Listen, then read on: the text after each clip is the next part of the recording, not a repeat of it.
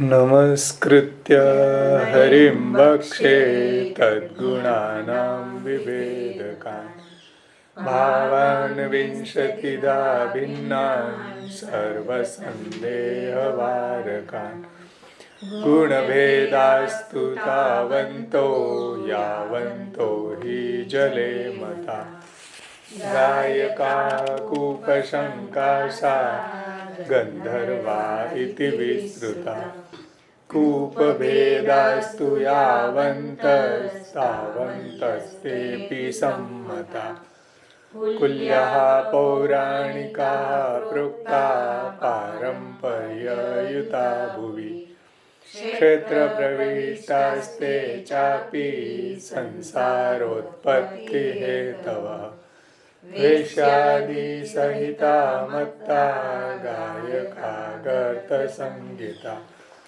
जलार्थमेव गर्तास्तु नीचा गानोपजीविनः हृदास्तु पण्डिता प्रोक्ता भगवच्छास्त्रतत्परा सन्देहवारकास्तत्र सुधा गम्भीरमानसा सरः कमलसम्पूर्णा प्रेमयुक्तास्तथा बुधा अल्पश्रुता प्रेमयुक्ता वेशन्ता परिकीर्तिता कर्मशुद्धा पल्वलानि तथाल्पश्रुतभक्तया योगध्यानादिसंयुक्ता गुणावर्ष्या प्रकीर्तिता तपोज्ञानादिभावेन स्वेदजास्तु प्रकीर्तिता अलौकिकेन ज्ञानेन हेतु प्रोक्ता हरेर्गुणा कादाचित् का शब्दगम्या पतच्छब्दा प्रकीर्तिता देवाद्युपासनोद्भूता पृष्ट्वा भूमेरिवोद्गता साधनादिप्रकारेण नवधा भक्तिमार्गतः प्रेमपूर्त्या स्फुरद्धर्मास्यन्यमाना प्रकीर्तिता यादृशास्तादृशा प्रोक्ता वृत्तिक्षयविवर्जिता स्थावरास्ते समाख्याता मर्यादैकप्रतिष्ठिता अनेकजन्म संसिद्धा जन्म प्रभृति सर्वदा संगादिगुणदोषाभ्यां वृद्धिक्षययुता भुवि निरन्तरोद्गमयुता नद्यस्ते परिकीर्तिता एतादृशाः स्वतन्त्राश्चेत् सिन्धवः परिकीर्तिता पूर्णा भगवदीयाये क्षेशव्यासाग्निमारुता जडनारदमेत्राद्यास्ते समुद्रा प्रकीर्तिता लोकवेदगुणे मिश्रभावेनेके हरेर्गुणान् वर्णयन्ति समुद्रास्ते क्षाराद्या षट् प्रकीर्तिता गुणातीततया शुद्धान् सच्चिदानन्दरूपिणः सर्वानेव गुणान् विष्णोर्वर्णयन्ति विचक्षणा त्यमृतोदासमाख्यातास्तद्वाक्पानं सुदुर्लभम् तादृशानां क्वचिद्वाक्यं दूतानामिव वर्णितम् अजामिलाकर्णन्वद्बिन्दुपानं प्रकीर्तितं रागाज्ञानादिभावानां सर्वथा नाशनं यदा तदा लेहनं नित्युक्तं स्वानन्दोद्गमकारणम् उद्धृतोदकवत् सर्वे पतितोदकवत् तथा अतिरिक्तवाक्यानि फलं चापि तथा तथा इति जीवेन्द्रियगता नानाभावं गता भुवि रूपतः फलतश्चैव गुणा विष्णोर्निरूपिताः इति श्रीवल्लभाचार्य विरचितो जलभेदं सम्पूर्णम्। ગયા વખતે આપણે દેવાદ્યુપાસનોદ્ભૂતા પૃષ્વા ભૂમેરિવોદ્ગતા 14 પ્રકારના વક્તાઓનું આપણે અવગાહન કરી ગયા. થોડું એનું રિવિઝન ષોડશ ગ્રંથ પરિચયમાંથી પૂજ્ય શ્યામ બાવાશ્રીએ જે રીતે સરળ ભાષામાં સમજાવ્યું છે એનું આપણે રિવિઝનના રૂપમાં લઈ લે. ત્યાર પછી આગળ કલ્યાણરાયજીની ટીકાથી એને સમજશું. ષોડશ ગ્રંથ પરિચયમાં 120માં પેજ ઉપર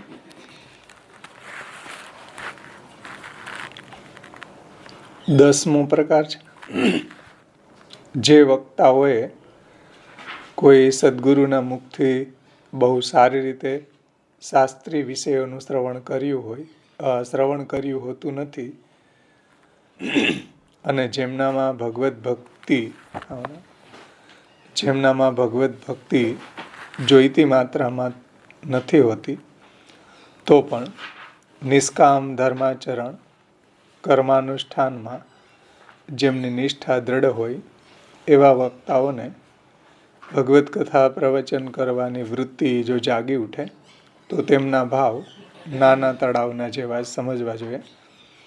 નાના તળાવના જલ જલ્દીથી સુકાઈ જાય છે અને શીઘ્ર મલિન પણ થઈ જાય છે. ત્યાર પછી 11માં જે વક્તા છે એનું વર્ણન કરે છે. યોગ ધ્યાન આદિ સંયુક્તા ગુણા વર્ષા પ્રકીર્તિતા.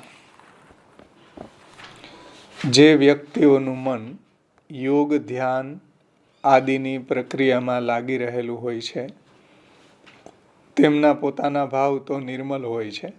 એટલે જેમ વરસાદનું જલ છે એ પોતાનામાં નિર્મલ હોય છે એવી જ રીતના આ યોગ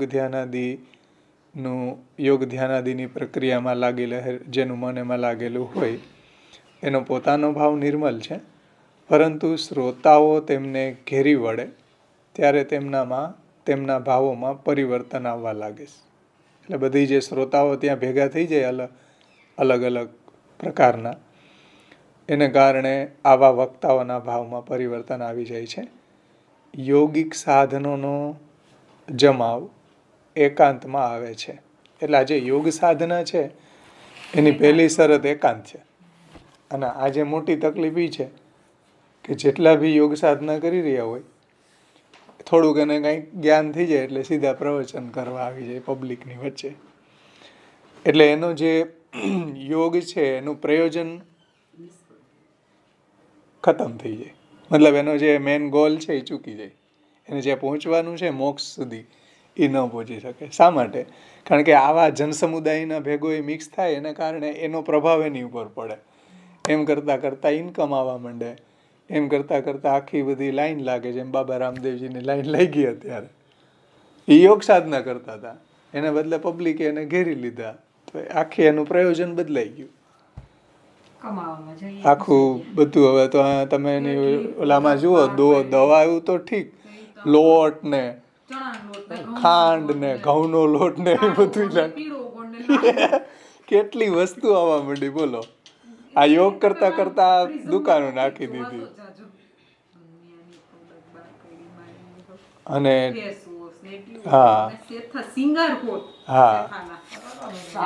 અને હા એ છે વાસણ એના સાબુ એના બધા સૌંદર્ય પ્રસાધનો એટલા બધા. એટલે યોગ ને બદલે તો કઈક અવડે રવાડે ચડી ગયા ને. એટલે યોગી છે એનો જે સાધના છે એ એકાંતમાં એનો રંગ આવે છે. મતલબ કે એ સિદ્ધ થાય છે. એમ જો આવા જનસમુદાયથી ઘેરાઈ જાય એટલે તરત એના ભાવોમાં પરિવર્તન આવી જાય છે. તેથી જનતાથી ઘેરાયેલો રહેલાની વૃત્તિવાળા યોગીની સમૂળગી યોગ સાધના નિષ્ફળ બની જાય છે. જો શાસ્ત્રના એંગલથી યોગી જ્યારે જનસમુદાયથી ઘેરાય એટલે એની બધી સાધનાઓ ખતમ થઈ જાય છે, નિષ્ફળ થઈ જાય છે, આગળ ન વધી શકે. એ જ કારણને લીધે તેમના ભાવ વર્ષાના જલના જેવા બની જાય છે કે જે સ્વયં સ્વચ્છ હોવા છતાં પણ જ્યાં પડે ત્યાંના ગુણધર્મને શીઘ્રતાથી સ્વીકારી લે. એ જ વરસાદનું જલ જો સમુદ્રમાં પડે તો ખારું થઈ જાય. એ જ વરસાદનું જલ છે એ મીઠા સરોવરમાં પડે તો એ જ જલ છે એ મીઠું થઈ જાય. જ્યાં જે એ પડે એનો રંગ લઈ લે એમાં યોગીઓ જે છે એ જેવા લોકોના સંપર્કમાં આવે એવી ઇફેક્ટ એની અંદર થાય એને કારણે પ્રોબ્લેમ એ આવે કે એની સાધના નિષ્ફળ થઈ જાય. કારણ કે યોગ સાધના છે એકાંતમાં સ્થિત થાય. યમ નિયમ આસન પ્રાણાયામ ધ્યાન ધારણા સમાધિ આમાં બધું એકાંત જોઈએ. આવે જનસમુદાયની વચ્ચે જ્યારે એ કરે તો એને કારણે એને જે સાધનાનો સમય મળવો જોઈએ એ ન મળે અને એનું જીવન એની યોગ સાધના નિષ્ફળ બની જાય છે. એવું અહીંયા શ્રી મહાપ્રભુજીનું તાત્પર્ય છે. એટલે પુરાણોની અંદર એવા ઘણા બધા પ્રસંગો છે કે યોગીઓ છે વનમાં જઈ અને એની યોગ સાધના કરતા, પહાડો ઉપર જઈને ગુફાઓમાં, કોઈ એને શોધી જ ન શકે એ રીતે ઘણા બધા પ્રસંગો એમાં આવે. પણ જનસમુદાયમાં મિક્સ થવા માંગે જ્યારે, એટલે હિમાલયની અંદર ઘણા લોકો જાય ને યોગ સાધના કરે, ભાઈ થોડોક ટાઈમ થાય ને એટલે પાછા મુંબઈઓમાં પ્રવચન કરવા આવી જાય. પ્રવચન કરે એટલે પછી એની પબ્લિક વધે ને એના કારણે પછી બધા મોજ શોખના સાધનો આવે, એને ભ્રષ્ટ થવાનો પછી વારો આવે. એટલે અહીંયા કહે છે કે ભાઈ પોતે યોગ સાધના સારી છે પણ એવા લોકોથી ઘેરાઈ જાય એને કારણે એનું પતન થઈ જાય છે. ત્યાર પછી તપો જ્ઞાનાદિ ભાવે ન એ જ છે ને તપો જ્ઞાનાદિ ભાવે ન સ્વેદ જાસ્તુ પ્રકીર્તિતા એ ત્યાર પછીનો 12મો ભાવ છે. 12મા વક્તાને સમજાવે છે આપશ્રી. કેવલ તપો જ્ઞાન કે વૈરાગ્ય આદિની સાધનામાં મગ્ન વ્યક્તિ જ્યારે ભગવત કથાનું પ્રવચન કરતો મળી આવે ત્યારે એના ભાવને સ્વેદ કે પરસેવાના જલના જેવા સમજવા જોઈએ. સ્વેદ જલ જેને આવતો હોય તેને એના પરિશ્રમનું દ્યોતક તો હોય જ છે. એટલે પરસેવો આવતો હોય તો એને કંઈક મહેનત કરી હોય એનું દ્યોતન કરે છે, એની નિશાની છે એમ. એ પરિશ્રમનું દ્યોતન કરે છે. સ્વેદ જલ જેને આવતું હોય તેને એ પરિશ્રમનું દ્યોતક તો હોય જ છે, પરંતુ બીજાના કામનું એ હોતું નથી. એને પરિશ્રમ થયો એમાં બીજાને શું કામ?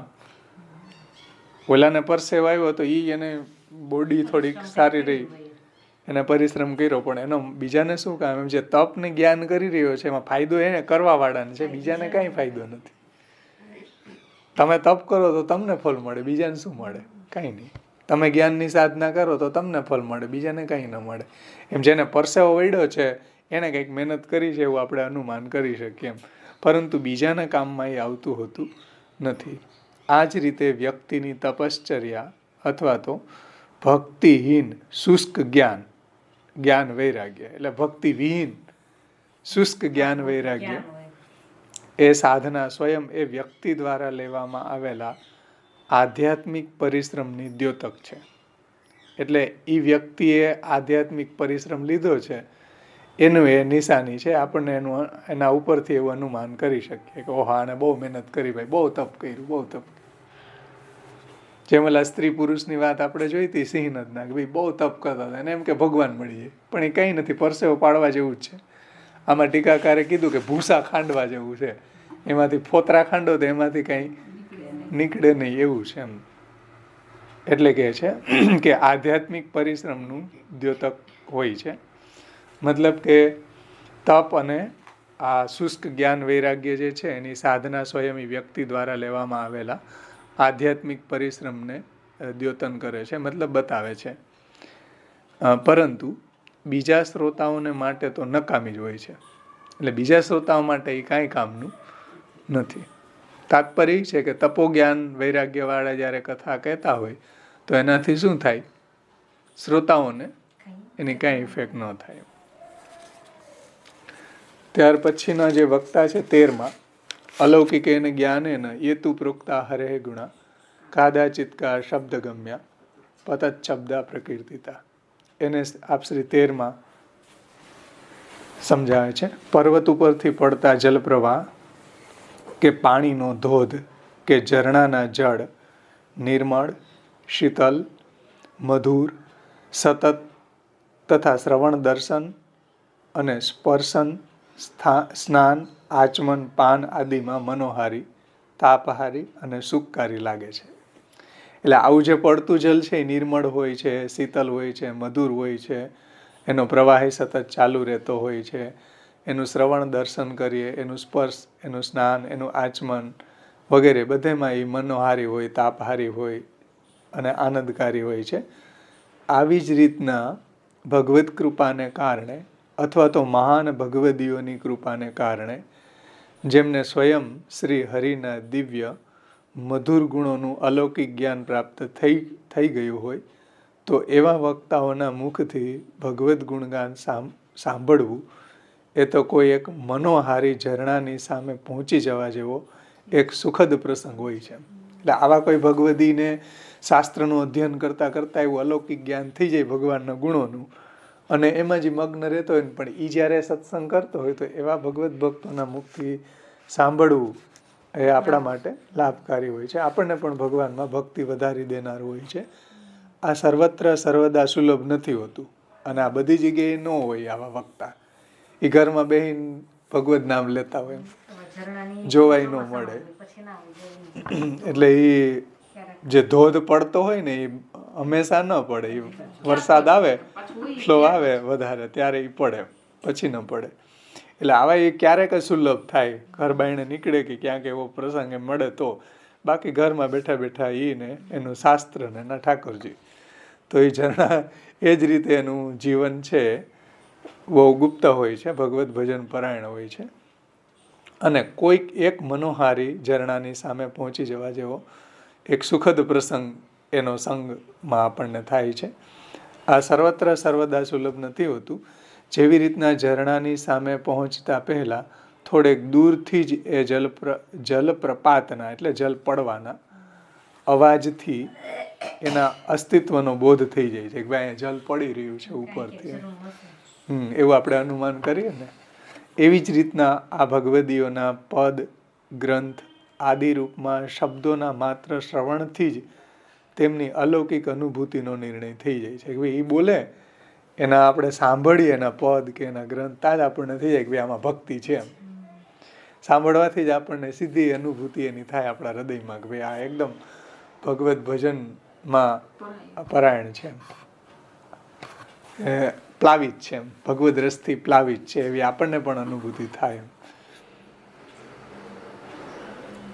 જેમ દિનકરદાસ શેઠ હતા તો મહાપ્રભુજીને કેટલી બધી કથાઓ સાંભળી, ખૂબ કથાઓ સાંભળી, કેટલા 20 વર્ષ.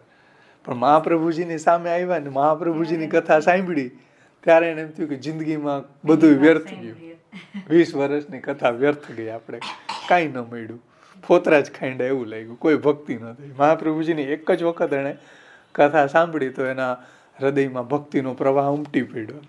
દિનકરદાસ શેઠના પ્રસંગમાં આવે તો એવા મહાપ્રભુજીની કથાનું શ્રવણ કરવા માત્રથી જ એવી ભક્તિ એને સિદ્ધ થઈ. એમ તો એ રીતે અહીં કહે છે કે એવા ભગવદીઓના પદ ગ્રંથ આદિ રૂપમાં શબ્દોના માત્ર શ્રવણથી જ તેમની અલૌકિક અનુભૂતિનો આપણને નિર્ણય થઈ જાય છે કે આ પોતે પણ એવો ભગવત પરાયણ છે. ત્યાર પછી 14મા વક્તા છે દેવાદ્યુપાસનોદ્ભૂતા પૃષ્વા ભૂમેરિવોદ્ગતા સાધનાદિ પ્રકારેણ નવધા ભક્તિ. આગળના આવી ગયા. 14મો પ્રકાર છે સકામ ઉપાસનાના અંગભૂત શ્રોતાયા પૌરાણિક વરુણ ઇન્દ્ર દુર્ગા ગણપતિ ભૈરવ નવગ્રહ આ બધા પુરાણની અંદર વર્ણવેલા દેવો છે, પૌરાણિક દેવો. અહીં કીધું ને પૌરાણિક. પૌરાણિક એટલે પુરાણમાં જેનું વર્ણન થયું હોય એવા દેવોને પૌરાણિક કહેવાય. અને વેદમાં જેમ અગ્નિ વાયુ એ બધા દેવો છે એ સ્રોત છે. વરુણ ઇન્દ્ર આનું બધાનું વેદમાં વર્ણન છે. એટલે જો સ્રોત યા પૌરાણિક તો વરુણ ઇન્દ્ર એ બધા શ્રુતિમાં વર્ણિત છે અને દુર્ગા ગણપતિ ભૈરવ નવગ્રહ આદિ દેવતાઓના ઉપાસક વક્તા એ બધા પૌરાણમાં વર્ણવેલા છે. એ ઉપાસક વક્તા જો શ્રી કૃષ્ણની કથા કરતા હોય તો એમના ભાવને ઝાકળના બિંદુઓના જેવા સમજવા જોઈએ. ઝાકળના જલબિંદુ જે સ્થાન ઉપર પડે છે ત્યાં પુષ્કળ પ્રમાણમાં ઉભરાયેલા નજરે પડે છે. એટલે ઝાકળ આવી હોય એ સ્થાનમાં આપણે જોઈએ તો એકદમ બિંદુથી છવાયેલું હોય, ખડ કે એમાં ચાલીએ ને તોય નીચે આપણે પલળી જાય. એટલે જ્યાં જગ્યાએ ઉભરાયેલા આપણને નજરે પડે છે, પરંતુ એ વાસ્તવિકતા નથી હોતી. એ જ રીતે અન્ય દેવોના ઉપાસક વક્તાના મુખથી શ્રી કૃષ્ણ કથા અન્ય દેવોની ઉપાસના રૂપ, રૂપ શબ્દને એક જોડી દેજો થોડો વાક્યને સમજવા માટે.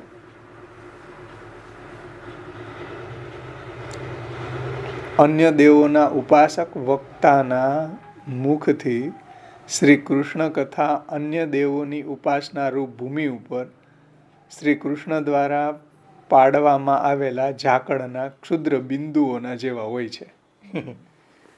એટલે કે પરંતુ એ વાસ્તવિકતા નથી હોતી. એટલે ઝાકળના એનાથી તમે તરસ ન છુપાવી શકો એમ. બિંદુ દેખાય આપણને પણ એ કામમાં આવે નહીં કાંઈ.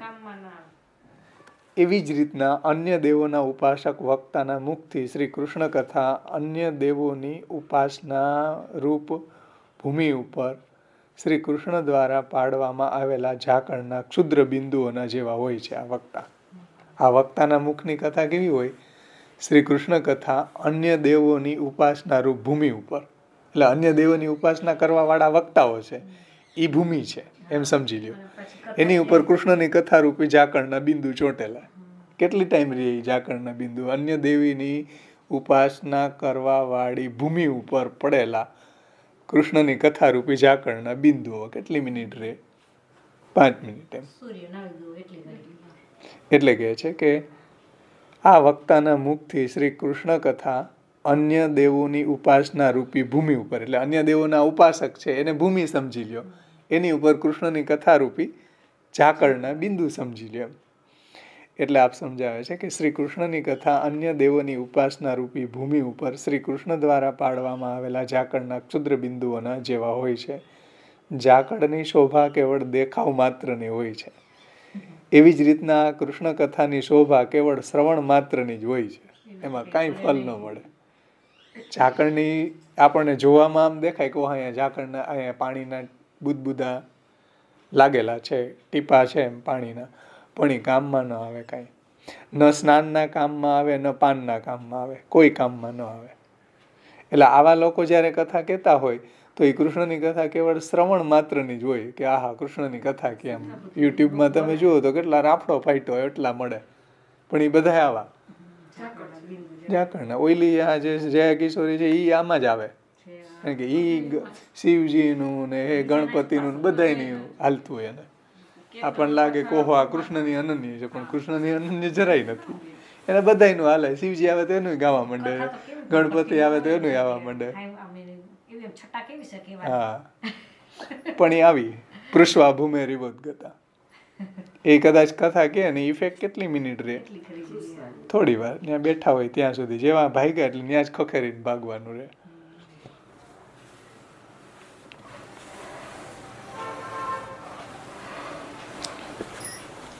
પાછા એના કથામાં બધું આવે, ગાન આવે, એના વગાડવા વાળા કેટલા બધા છે, મનોરંજન થાય બધાને. થોડી વાર નચાવે આમ કરીને, એટલે બધાને મજા આવે. અમુક વસ્તુ જો ઈ કેતી હોય કે આમ કરવું જોઈએ, સેવા આમ કરવી જોઈએ, પણ પાછું પોતાના આચરણમાં પાછા લાલનનું એક સ્વરૂપ ત્યાં રાખે, આમ સામે લાલનનું ભાગવતની સામે રાખે. ઘણા લગભગ મોટા ભાગના શાસ્ત્રીઓ રાખે આવડું લાલનનું સ્વરૂપ હોય ને, ચરણ ચોકી રાખીને અહીં રાખે.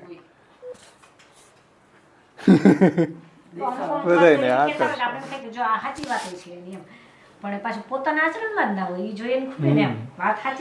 ગામને ઉપદેશ આપવા પૂરતું જ હોય. પોતાના આચરણમાં હોવું જોઈએ ને કે આટલી ભગવાનને એમ કહેતા હોય, એનું મહાત્મ્ય બતાવતા હોય કે એમ સેવા તો અનન્ય આશ્રય ન થઈ જાય.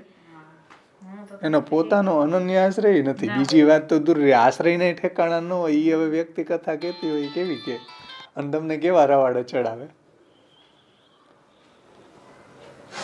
એટલે આ વાત ખાસ સમજવી જોઈએ કે ભાઈ એના કરતાં તમે જાતે મહાપ્રભુજીના ગ્રંથોનો સંગ કરો ઘરમાં બેસે. મહાપ્રભુજીની આપણે અત્યારે વાંચી રહ્યા છીએ તો આમાં કોઈ તમે મારો સંગ નથી કરતા, મહાપ્રભુજીની વાણીનો સંગ આપણે કરીએ છીએ.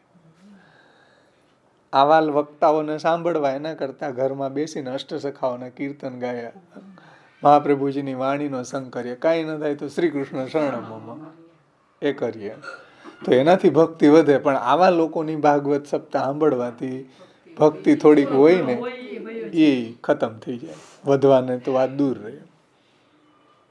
મનોરંજન થઈ જાય તો મનોરંજન તો બધી જગ્યાએ આપણે પિક્ચર જોયા હોય તો બધા એક એ પ્રકારનું મનોરંજન છે. અને ભગવત નામને કોઈ મનોરંજન માટે વાપરવાની વસ્તુ નથી.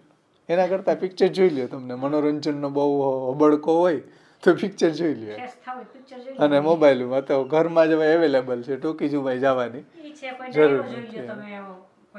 બધું ઘરમાં મોબાઈલમાં અવેલેબલ મળી જાય જે જોવું હોય. પણ ભગવત ભક્તિ માટે આવા લોકો પાસે જવાની જરા મહાપ્રભુજી એમ કહે છે કે બિલકુલ આવશ્યકતા નથી.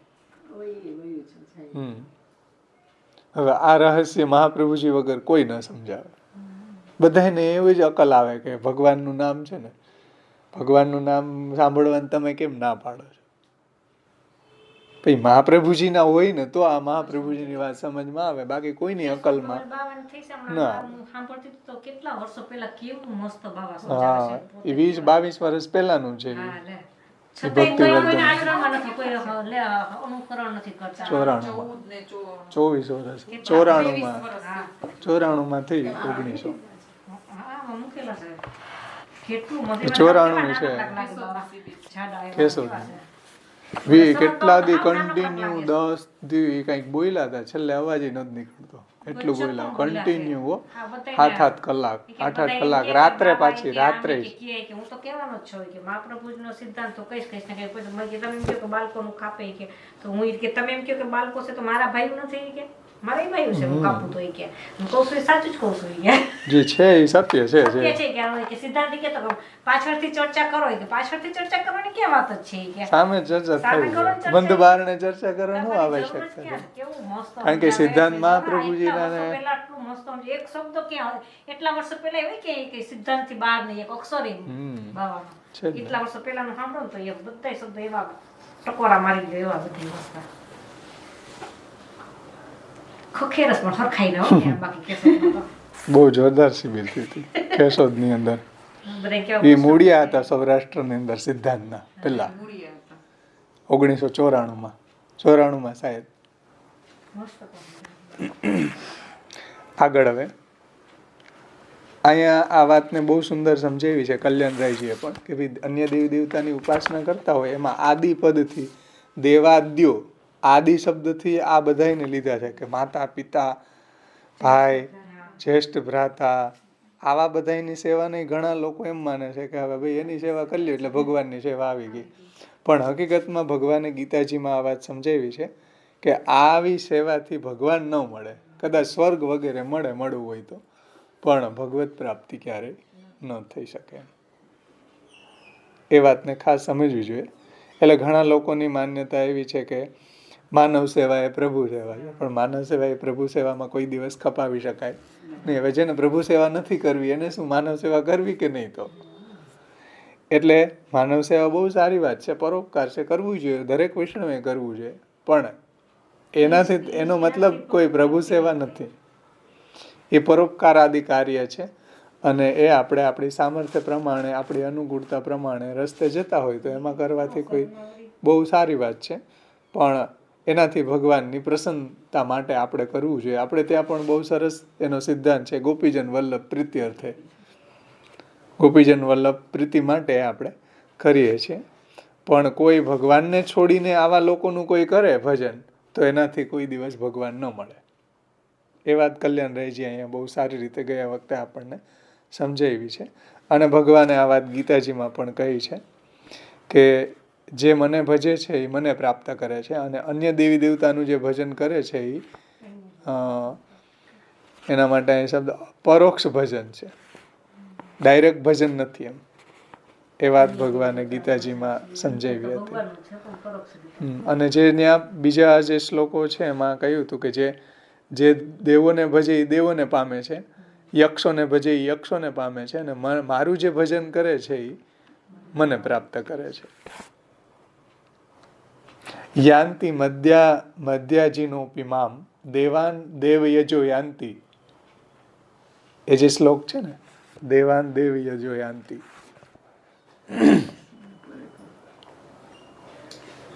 ઇતિ વાક્યે પુરુષોત્તમ ભજન કર્તૃરેવ પુરુષોત્તમ પ્રાપ્તિ તસ્યૈવ ભગવાન યોગક્ષેમં વહતિ ઇતિ પુરુષોત્તમ પ્રાપ્તો પુરુષોત્તમ ભજનમેવં વિધિર ન તુ કેનાપી પ્રકારેણ અન્ય ભજનમ ઇત્યત્ર વિદ્યભાવાત ફલાભાવો યુક્ત ઇતિ ભાવ. આ જે બ્રેકેટમાં આપ્યું ને, આ કાઉન્સ કરીને આપ્યું ને, એને નીચે એનો ખુલાસો કર્યો છે કે ઇતિ એતત ચિહ્નાંતરીતિ ભાગ પ્રાચીન પુસ્તકેશુ ન દૃશ્યતે. એટલે આજે આ પુસ્તક જેણે છાપ્યું એને આજે બ્રેકેટમાં આપ્યું એ પ્રાચીન પુસ્તકમાં આટલો ભાગ નથી મળતો એમ કહે છે.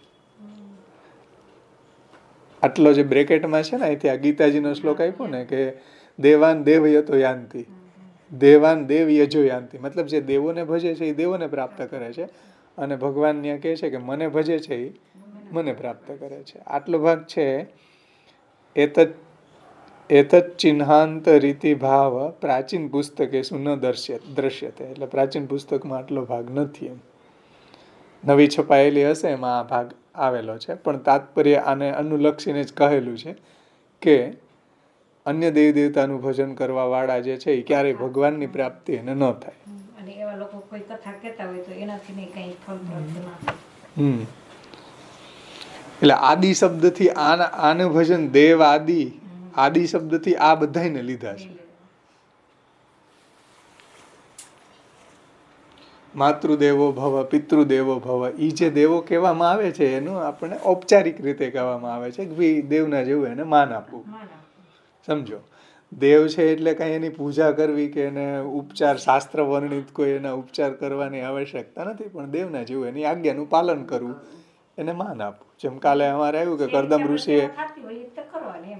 કરદમ ઋષિએ બ્રહ્માજીની આજ્ઞાનું પાલન કર્યું તો બ્રહ્માજી ખુશ થયા. પિતાની સેવા એ જ કહેવાય કે કરદમ ઋષિ ભાઈ આપની આજ્ઞા પ્રમાણે હું કરીશ. આ રીતે એ પિતાની આજ્ઞાનું પાલન કરે એની સેવા થઈ.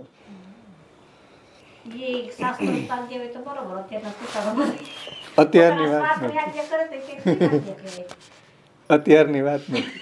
એટલે તો શ્રી મહાપ્રભુજીએ કીધું, એટલે મહાપ્રભુજીએ કીધું ને કે ભાર્યાધીર અનુકૂલશ્ચેત કાર્યેત ભગવત ક્રિયામ ઉદાસીને સ્વયં કુર્યાત પ્રતિકૂલે ગૃહમ. જો આપણને ભગવત ભજનમાં બાધારૂપ થતા હોય તો એને છોડવા જોઈએ. માતા પિતા હોય કાંઈ જેટલા બી લિસ્ટ ગણાવી ને, પતિ હોય કે માતા પિતા હોય કે જ્યેષ્ઠ ભાતા હોય કે ગુરુ કેમ ન હોય, ભગવત ભજનમાં જે આપણને અવરોધરૂપ થતો હોય એને છોડવા જોઈએ. હરિને ભજતા વારે એને તરત તજો. જે દયારામભાઈ કહે છે હરિને ભજતા વારે એને તરત તજો. પિતા પ્રહલાદે જનની ભરતે તજ્યા વિભીષણ ભ્રાત. પિતા પ્રહલાદે હિરણ્યકશિપુ છે એને છોડી દીધા, ભાઈ ભગવાનનો વિરોધી હતો. જનની ભરતે માં હતી, કઈ હતી રામના એ વિરોધી હતા, તો રામ એનું જીવન ક્યાં ગુજાર્યું? ગુફામાં રહેતા, ગૌમૂત્રની કાંજીમાં પકાવેલું આહાર લેતા, બધાય ભોગ છોડી દીધા. રામચંદ્રજીના ભરત એવા ભક્ત હતા. આપણને લાગે કે ઓહો લક્ષ્મણજીનો કેટલો ત્યાગ છે, પણ લક્ષ્મણજીની કેટેગરીમાં ભરત આવે, કારણ કે એટલું એનું જીવન વૈરાગ્યપૂર્ણ હતું કે રામચંદ્રજી ન હોય તો આપણો ભોગે નથી લેવો. ભોજન એ ગૌમૂત્રની અંદર કાંજી પકાવીને લેતા, આવ્યું દેહને ટકાવવા માટે. એની ભક્તિ એટલી સ્ટ્રોંગ હતી ભરતજીની, એને છોડી દીધું. તજ્યા વિભીષણ ભ્રાત, રાવણને છોડી દીધો વિભીષણજીએ.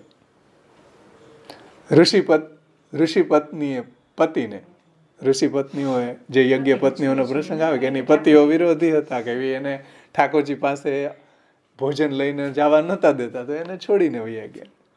અને બલિએ ગુરુ સાક્ષાત, બલિ રાજા કે ભાઈ ગુરુ જો ભગવાનની પ્રાપ્તિમાં અવરોધરૂપ થતો હોય તો શુક્રાચાર્યને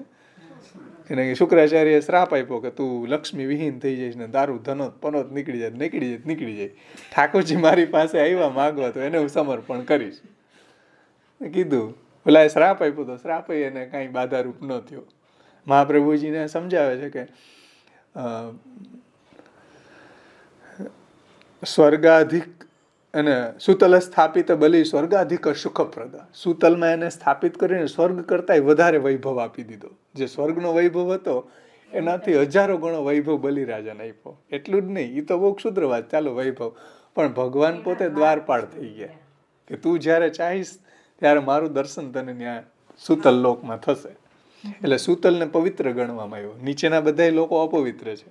નીચે નરકો છે, વિતલ, સુતલ, પાતાલ, તલાતલ, એ બધા નીચેના જે લોકો છે એમાં નરકો છે અને બીજું અપવિત્ર લોકો છે, અસુરો બધા નીચે રહે. પણ સુતલને પવિત્ર ગણ્યું કે જ્યાં બલિરાજા ભગવાનના ભક્ત છે, ભગવાન પોતે ત્યાં બિરાજે છે. તો હવે ઓલાનો શ્રાપ અહીંયા ક્યાં કામ આવ્યો? શુક્રાચાર્યનો. ગુરુ છોડ્યા ભગવાન માટે, એના શ્રાપય બાધારૂપ ન થયો. એટલે તાત્પર્ય એ છે કહેવાનું કે આવા લોકોના ભજનથી કોઈ ભગવાન ન મળે. તમે કોઈ એમ કહો કે માતા પિતાની અમે સેવા કરીએ, સારી વાત, વેલકમ, કરવી જોઈએ, આમાં કોઈ નિષિદ્ધ નથી, ના નથી પાડવું, આપણી ડ્યુટી છે. આપણે શાસ્ત્રના એંગલથી ડ્યુટી છે, લોકના એંગલથી ની ડ્યુટી છે આપણી. પણ એને તમે ભગવાનની કેટેગરીમાં ક્યારેય મૂકી ન શકો. પણ એને તમે ક્યારેય ભગવાનની કેટેગરીમાં ન કરી શકો. અને ભગવત ભજનમાં જો બાધારૂપ થતા હોય તો એને છોડવાય જોઈએ. કારણ કે આપણો જન્મારો છે એ ભગવત પ્રાપ્તિ માટે છે. ભગવત રૂપ સેવાર્થમ તત્સૃષ્ટિ નાન્યથા ભવેત. આવા લોકોના ઓલા કરવા માટે આપણી જિંદગીને વેડફવી ન જોઈએ.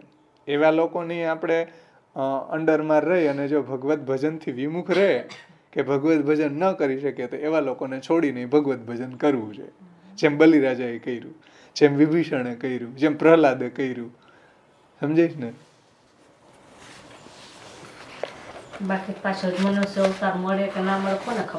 એટલે મહાપ્રભુજી કીધું કે ગુરુ ન મળે ને તો તદભાવે સ્વયં વાપી મૂર્તિમ કૃત્વા હરે ક્વચિત પરિચર્યામ સદા કુર્યા તદ્રૂપમ તત્ર ચ સ્થિતમ. કૃષ્ણ સેવા પરમ વિક્ષ દંભાદી રહિતમ નરમ શ્રી ભાગવત તત્વજ્ઞ ગુરુ ન હોય તો જાતે ભગવત સેવા શરૂ કરી દો, મહાપ્રભુજીમાં ગુરુ ભાવ સ્થાપિત કરીને. પણ ભગવત ભજનથી તમે વંચિત ન રહ્યો. આટલી મહાપ્રભુજીને દૈવી જીવો દૈવોદ્ધાર પ્રયત્નાત્મા છે કે મારો દૈવી જીવ ક્યારેય ભગવત ભજન વગર, ભગવત પ્રાપ્તિ વગર રહી ન જવો જોઈએ. ગુરુ ન મળતો હોય તો કાંઈ નહીં, ભગવત ભજન કરી શકે છે. કારણ કે ભગવત ભજન માટે ગુરુની આવશ્યકતા છે. ગુરુ માટે કોઈ ભગવત ભજન કરવાની જરૂર નથી. ગુરુ મળતો હોય તો વેલકમ, ન મળતો હોય તોય ભગવત ભક્તિ તો થઈ શકે. મહાપ્રભુજીને ગુરુ આપણે સ્વીકારીને મહાપ્રભુજીમાં ગુરુ ભાવ રાખીને એ વાત મહાપ્રભુજી નિબંધમાં સમજાવી છે. એટલે ભગવત ભજન કોઈનો મોહતાજ નથી, કોઈની મોનોપોલાઇઝ નથી.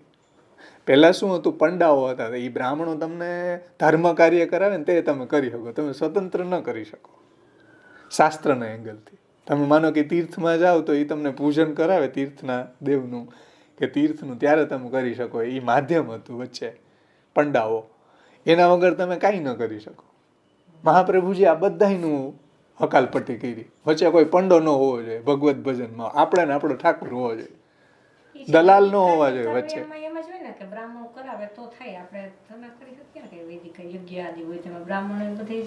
આપણે યજમાન તરીકે એ કરાવે એમ કરવાનું. એટલે એમાં એનું માધ્યમ, એના વગર તમે ન કરી શકો એમ. એટલે એ પંડાગીરી મહાપ્રભુજી આ ભગવત ભજનમાં નથી ઘુસાડી.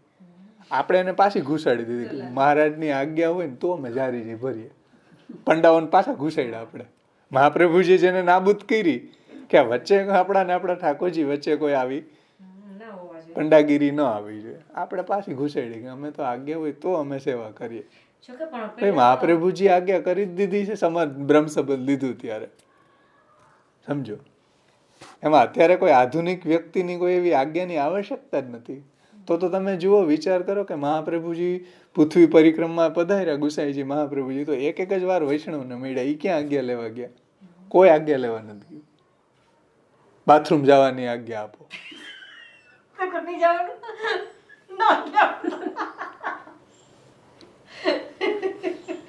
દુકાન ખોલવી એની આજ્ઞા આપો, મકાન બનાવવું એની આજ્ઞા. ધંધો છે કે નહીં આ? કે આ જ ધંધો? ઓલાવને નાને બેયને આ જ ધંધો.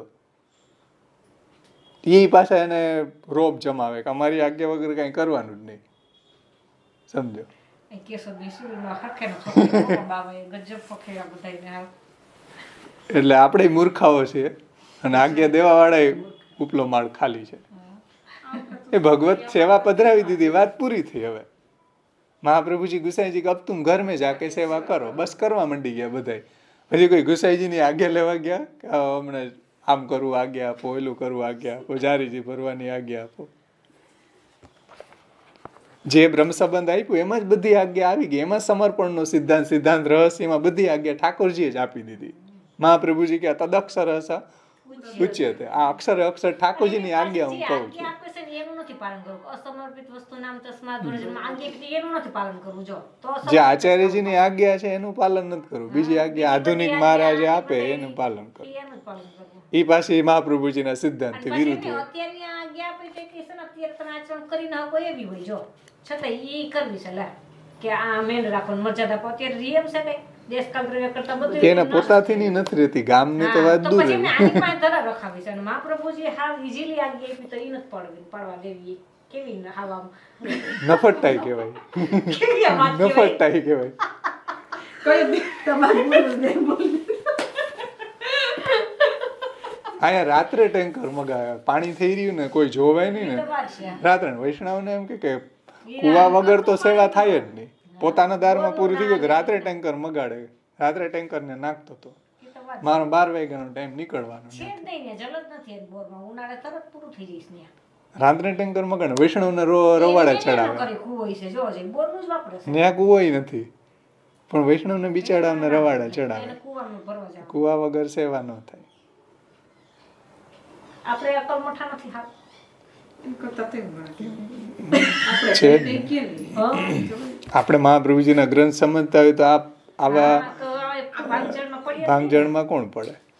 આપણે મહાપ્રભુજીની વાણીને સમજ્યા નથી આપણે નથી કરવું. એટલે આપણે લોભિયાના ગામમાં ધુતારા ભૂખે ન મરે પછી એવી હાલત થાય.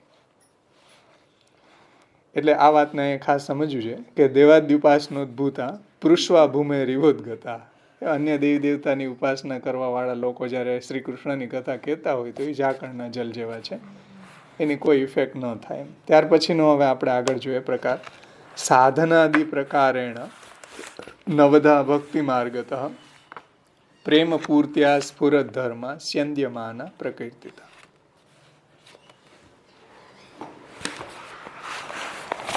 સાધનાદિ પ્રકારેણ એમાં શ્રી મહાપ્રભુજી આજ્ઞા કરે છે. આગળનો 15મા પ્રકારનો છે ને વક્તા.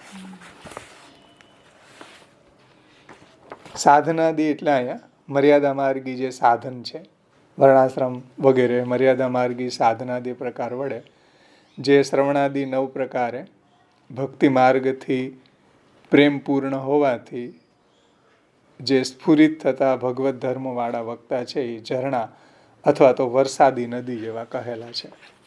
પ્રેમ પૂર્ત્યા સ્ફુરત ધર્મ સ્યંદ્ય એટલે ઝરણું, સ્યંદ્યમાના પ્રકૃતિતા. આ આપણે જોયો હતો ને.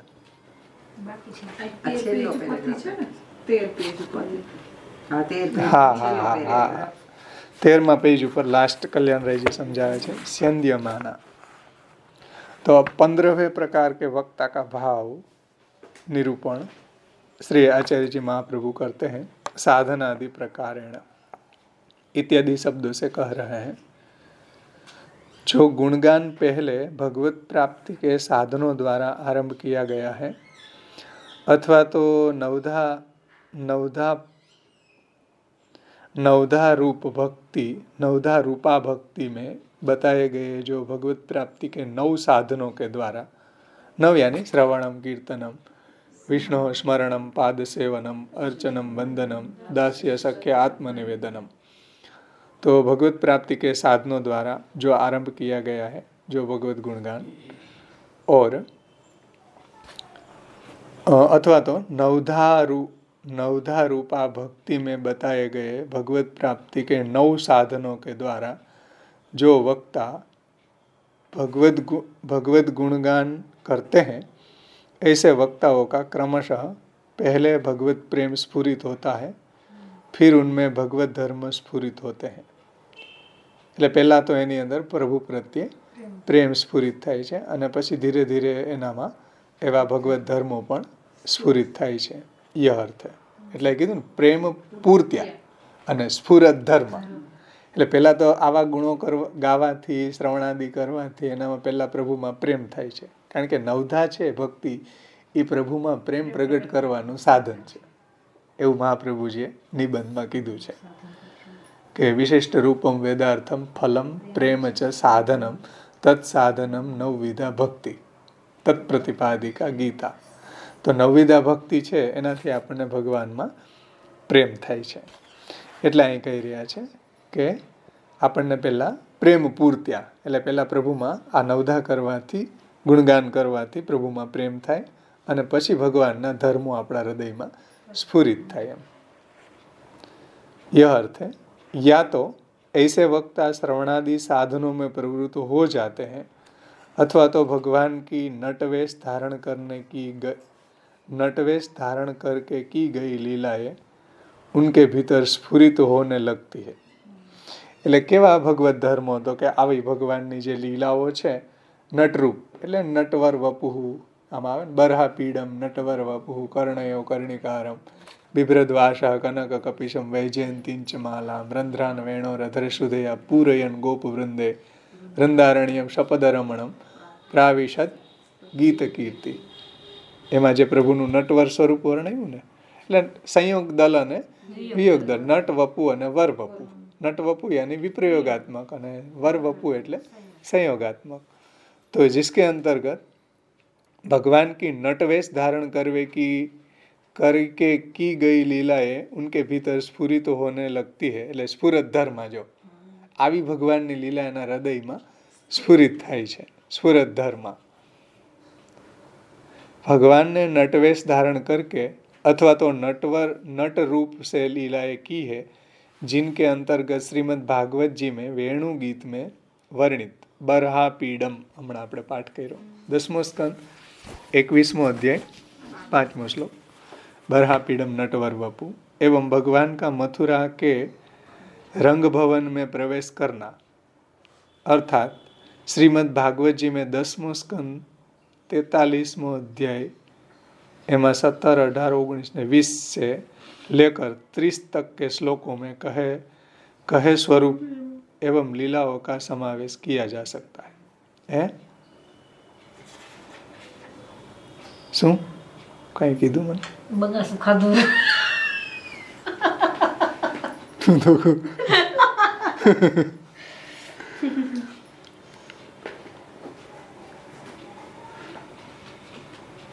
અને મથુરા કે રંગ ભવન મેં એટલે રંગ મંડપમાં ઠાકોરજી પધારતા હતા ત્યારના આ શ્લોક છે બધા. એમાં ભગવાનની લીલાઓનું વર્ણન છે કે મલ્લાનામ અસનીરનું નામ સ્ત્રીનામ સ્મરો મૂર્તિમાન ગોપાનામ સજનો સતામ ક્ષિતિભુજામ શાસ્તા સ્વપિત્રો શિશુ મૃત્યુ ભોજપતેર વિરાડ વિદુષામ તત્વમ પરમ યોગીનામ વૃષ્ણિનામ પરદેવતી રંગમગત સાગ્ર છે. આ રીતે ઠાકોરજી રંગ મંડપમાં પધારી રહ્યા છે.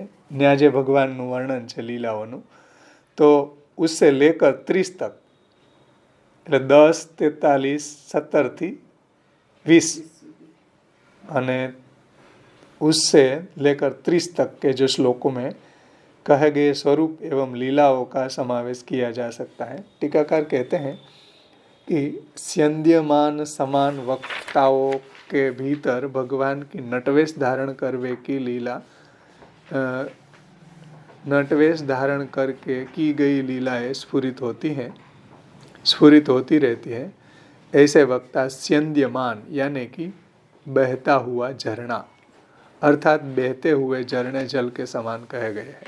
એટલે આવા જે વક્તાઓ છે મર્યાદા માર્ગી વક્તાઓ છે અને ભગવાનની નવધા ભક્તિ કરવાવાળા છે અને એના કારણે પ્રેમ પૂર્ત્યા છે અને સ્ફુરત ધર્મા છે. ભગવાનના અંદર પ્રેમી થયો અને હૃદયમાં પ્રભુના આવા નટવેશ વગેરે ધારણ કરેલી પ્રભુની લીલાઓ સ્ફુરિત થાય છે તો એને સેંદ્ય કીધા છે, ઝરણા કીધા છે. અને ઝરણાનું જલ બહુ આપણી તૃપ્તિને મટાડનારું છે, શીતલતા પ્રદાન કરનારું છે. મર્યાદા માર્ગી એટલે જ કીધા ને સાધનાદિ પ્રકારે નવધા ભક્તિ માર્ગ હતા. એટલે એ સાધન રૂપે એને માને અને માને તરત છે. એનો પ્રભુમાં પ્રેમ થાય, કાંઈ એના ભગવાનના ધર્મો સ્ફુરિત થાય, ને કાં પછી હું ભગવાનનું નટવર વપું એલી લીલા એના હૃદયમાં સ્ફુરિત થાય. એમાં આગળ કલ્યાણરાયજી કહે છે કે ભક્તિ માર્ગ મેં ભગવાન મર્યાદા સે જીવ કા અંગીકાર કરતે.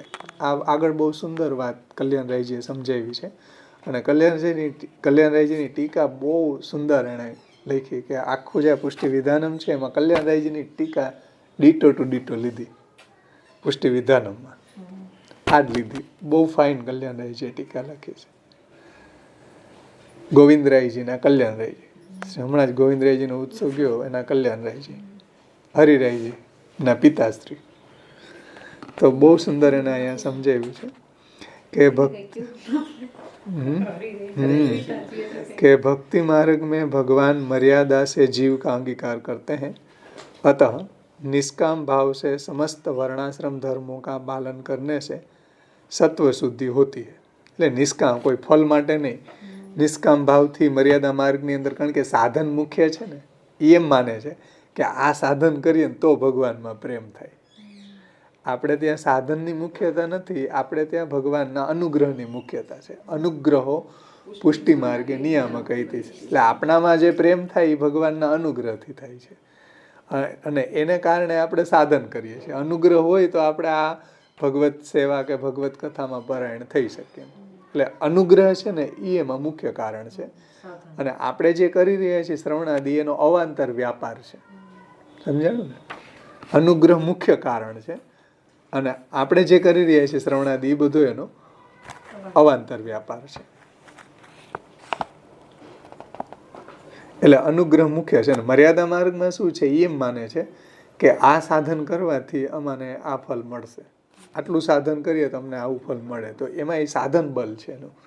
હકીકતમાં ભગવાનની ઈચ્છા મર્યાદા માર્ગમાં સાધન કરાવીને ફલ આપવાની છે. એટલે એની એવી સાધન બુદ્ધિ રહે, એમ ફલ બુદ્ધિ ન રહે. એમ આપણે એમ કે આ પ્રભુની કૃપાથી થયું કે આ ફલરૂપ છે, એમ નહીં. એ સાધન કરીને કે આ વર્ણાશ્રમ ધર્મનું પાલન કરીએ તો અંતઃકરણ શુદ્ધ થાય, અને શુદ્ધ અંતઃકરણમાં પછી પ્રભુ પધારે.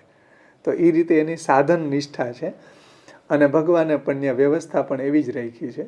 અને હકીકતમાં તો એમાંય અનુગ્રહથી જ ફલ મળે છે, સાધનથી ફલ મળતું નથી. મર્યાદા માર્ગની અંદર ગુસાઈજી આ વાત ભક્તિ હેતુ નિર્ણયમાં કીધી કે ભક્તિ હેતુ નિર્ણય જે છે એમાં ગુસાઈજી કીધી કે પુષ્ટિ ભક્તિ માર્ગમાં તો ભક્તિનો હેતુ અનુગ્રહ જ છે. ભક્તિ હેતુ નિર્ણય એટલે ભક્તિ થવાનું કારણ ભગવાનનો અનુગ્રહ છે. મર્યાદા માર્ગની અંદર એ અનુગ્રહ જ નિયામક છે, પણ ત્યાં વ્યવસ્થા આ રીતની છે કે જીવ એમ માને કે આ સાધન કરીએ તો આપણને આવું ભગવાનમાં પ્રેમ થાય.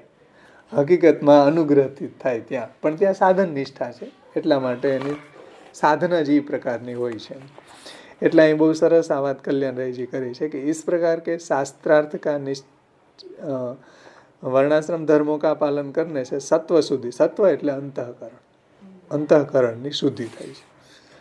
એવં ભગવત ભક્તિ પ્રાપ્ત હોતી. અને પછી જ્યારે અંતઃકરણની શુદ્ધિ થાય પછી એને ભગવત ભક્તિ થાય. યહી ભગવત ભક્તિ પુરુષાર્થ હે. એટલે આ ભગવત ભક્તિ છે એ જ પુરુષાર્થ રૂપ છે. જેમ મોક્ષ પુરુષાર્થ છે કે ધર્મ પુરુષાર્થ છે, જેમ અર્થ પુરુષાર્થ છે, એમ આવી ભગવત ભક્તિ જ અહીંયા पुरुषार्थ रूप से. इस प्रकार के शास्त्रार्थ का निश्चय इन वक्ताओं को श्रवण आदि के द्वारा उत्पन्न होता है. जो આવો શાસ્ત્રાર્થનું રહસ્ય કે ભક્તિ જ પુરુષાર્થ રૂપ છે, એટલે શ્લોકમાં આવે ને કે સાધનાદિ પ્રકારેણ નવધા ભક્તિ માર્ગ હતા. આ નવધા ભક્તિ માર્ગ, નવધા ભક્તિ કરવાવાળા છે, અને એને એવું જ્ઞાન થઈ જાય છે કે ભક્તિ જ પુરુષાર્થ રૂપ છે. इस प्रकार शास्त्रार्थ का निश्चय इन वक्ताओं को श्रवण आदि के द्वारा उत्पन्न होता है. तात्पर्य यह है कि जैसे पर्वत ऊपर वृष्टि होने के कारण एवं उन पर तालाब इत्यादि होने के कारण पर्वतों से बहने वाला जल बढ़ता है, एवं वृष्टि या तालाब न हो तो घटता जाता है. એટલે વૃષ્ટિ ન થાય તો એ પડવાનું થોડાક દી રહે પછી ઘટી જાય. અથવા તો જુઓ પહાડો ઉપર તળાવો હોય, તળાવમાં જો વરસાદ પડે એટલે એ ઝરણું છલકાય, ઉપરથી પડે, પણ જેવો વરસાદ વયો જાય એવું બધું બંધ થઈ જાય. એ ગિરનારમાં બહુ છે. ગિરનારમાં વરસાદ આવે તો ધોધમાર ઝરણાઓ પડે, આપણે અહીંથી નહીં દેખાય એવા. હા, પણ એ કેટલો ટાઈમ? થોડોક ટાઈમ રહે, પછી ન પડે. વરસાદ જેવો ચાલ્યો જાય એટલે બધાય બંધ થઈ જાય. એટલે કહે છે કે જો વરસાદ से बढ़ते हैं और जब वर्षा नहीं होती है तो वो सूख जाते हैं. जल बढ़ते हैं, वृष्टि या तालाब न हो तो घटता जाता है और ऐसा जल शुद्धि आदि के लिए भी उपयोग किया जाता है. उसी प्रकार इन वक्ताओं का भाव भी श्रवणादि साधनों के अनुसार घटता बढ़ता रहता. એટલે જો શ્રવણાદિ કરે તો વધી જાય, પાછા શ્રવણાદિ ન કરે તો ઘટી જાય, એવું થાય. અતઃ શ્રોતાઓ કે મન કી શુદ્ધિ ભી કરતા. અને જ્યારે વધી જાય ત્યારે એ શ્રવણાદિ કરતા હોય ને શ્રોતાઓ સાંભળે તો એનામાં થોડીક ભક્તિનો વધારો કરે, પણ એ ન કરે તો એનોય ઘટી જાય. શ્રવણાદિ નિત્ય કરવું છે. સેવા જેમ નિત્ય છે એમ કથાય નિત્ય મહાપ્રભુજીએ સમજાવ્યું. પઠેચ્ચ નિયમમ કૃત્વા ભાગવત માદરા. ભાગવત નિત્ય, ભગવાનની કથા નિત્ય કરવી જોઈએ. જેમ સેવા, કૃષ્ણ સેવા સદા કાર્ય છે, એમ પઠેચ્ચ નિયમમ કૃત્વા શ્રી ભાગવત માદરા. આદરપૂર્વક નિત્ય ભગવાનના ગુણોનું શ્રવણ કીર્તન કરવું જોઈએ. એવું શ્રી મહાપ્રભુજી નિબંધમાં આજ્ઞા કરે છે. આગળ કહે છે, यही बात प्रभु चरणों ने भक्ति हंस में प्रथमा अधिकारी सबसे पहले तो भगवत प्राप्ति के साधनों की ओर प्रवृत्त होता है. આ વાત ભક્તિ હંસમાં ગુસાઈજી મહારાજે સમજાવી છે કે પ્રથમા અધિकारी सबसे पहले भगवत प्राप्ति के साधनों की ओर प्रवृत्त होता है क्योंकि भगवान ने उसका वर्ण इसी ढंग से किया होता है. એટલે જે મર્યાદા માર્ગી છે એની શરૂઆત આવી હોય, સાધનોમાં એની વધારે નિષ્ઠા હોય અને એ પ્રવૃત્તિ એવી જ રીતના સ્ટાર્ટ એનું એવું જ થાય. કારણ કે ભગવાને પણ એનું આવી રીતના મર્યાદામાં વર્ણન કરેલું હોવાને કારણે એની સાધન નિષ્ઠા હોય, સ્વરૂપ નિષ્ઠા ન હોય. પુષ્ટિ ભક્તિ માર્ગની અંદર મહાપ્રભુજી એમ કે એની સ્વરૂપ નિષ્ઠા હોય. સમજે ને વાત? સાધન નિષ્ઠા એટલે શાસ્ત્રમાં બતાવેલા વર્ણાશ્રમ ધર્મો વગેરે, જપ તપ હોમ અગ્નિહોત્ર કે વ્રત તીર્થ, આવા બધા સાધનોમાં એની બહુ વધારે નિષ્ઠા હોય. લોકમાં આપણને એવા મર્યાદા માર્ગી જોવા મળતા હોય તો આપણે એને જોઈ શકીએ કે આ તીર્થમાં જઈને ઓલું કરે ને આમ કરે. સાધન નિષ્ઠા બહુ જોવા મળે. ભલે એ ભગવાનમાં પ્રેમ હોય, કૃષ્ણને જે માનતા હોય, પણ એની સાધન નિષ્ઠા પ્રબળ હોય કે આમ કરશું ને તો આમ થાય, આમ તીર્થયાત્રા કરશું તો આપણને ભક્તિ થશે, આ વ્રત કરશું તો આપણે ભક્તિ થશે. એવીની સાધન નિષ્ઠા વધારે હોય એવું જોવા મળે આપણને. ભક્તિ હંસમય ગુસાઈજી આ રીતે સમજાવ્યું છે. કારણ કે આ રીતે જ એનું વર્ણન થયું હોય. એટલે જે રીતે જેનું વર્ણન થયું હોય, માનો કે મર્યાદામાં એનું વર્ણન થયું હોય તો એ આ પ્રોસેસથી જ ચાલે. ભક્તિમાં વર્ણન થયું હોય, જેમ ઓલી યજ્ઞ પત્નીઓ હતી એની ફલ નિષ્ઠા હતી, સ્વરૂપ નિષ્ઠા હતી. એણે ગોપ સખાવે કીધું બલરામ અને કૃષ્ણ પધાર્યા છે, બધું એ સામગ્રી લઈને પહોંચી ગયા ત્યાં. બ્રાહ્મણોની સાધન નિષ્ઠા છે. જુઓ, એ સ્વાહા સ્વાહા કરતા રહ્યા, એ નો ગયા. એને એમ કે આ યજ્ઞમાં હોમીએ તો જ મળે ભગવાન. હવે ભાઈ ભગવાન આયા સામે પધાર્યા આવે તો નહીં. એની સાધન નિષ્ઠા કેટલી! આમાં અમે મંત્રોચ્ચાર દ્વારા, સૃગ ને શ્રવા દ્વારા એમાં હોમ કરીએ તો જ એને મળે. એ સાધન નિષ્ઠા. સામે આવી ગયા તોય કે નહીં, ડિસિપ્લિન નથી ભાઈ.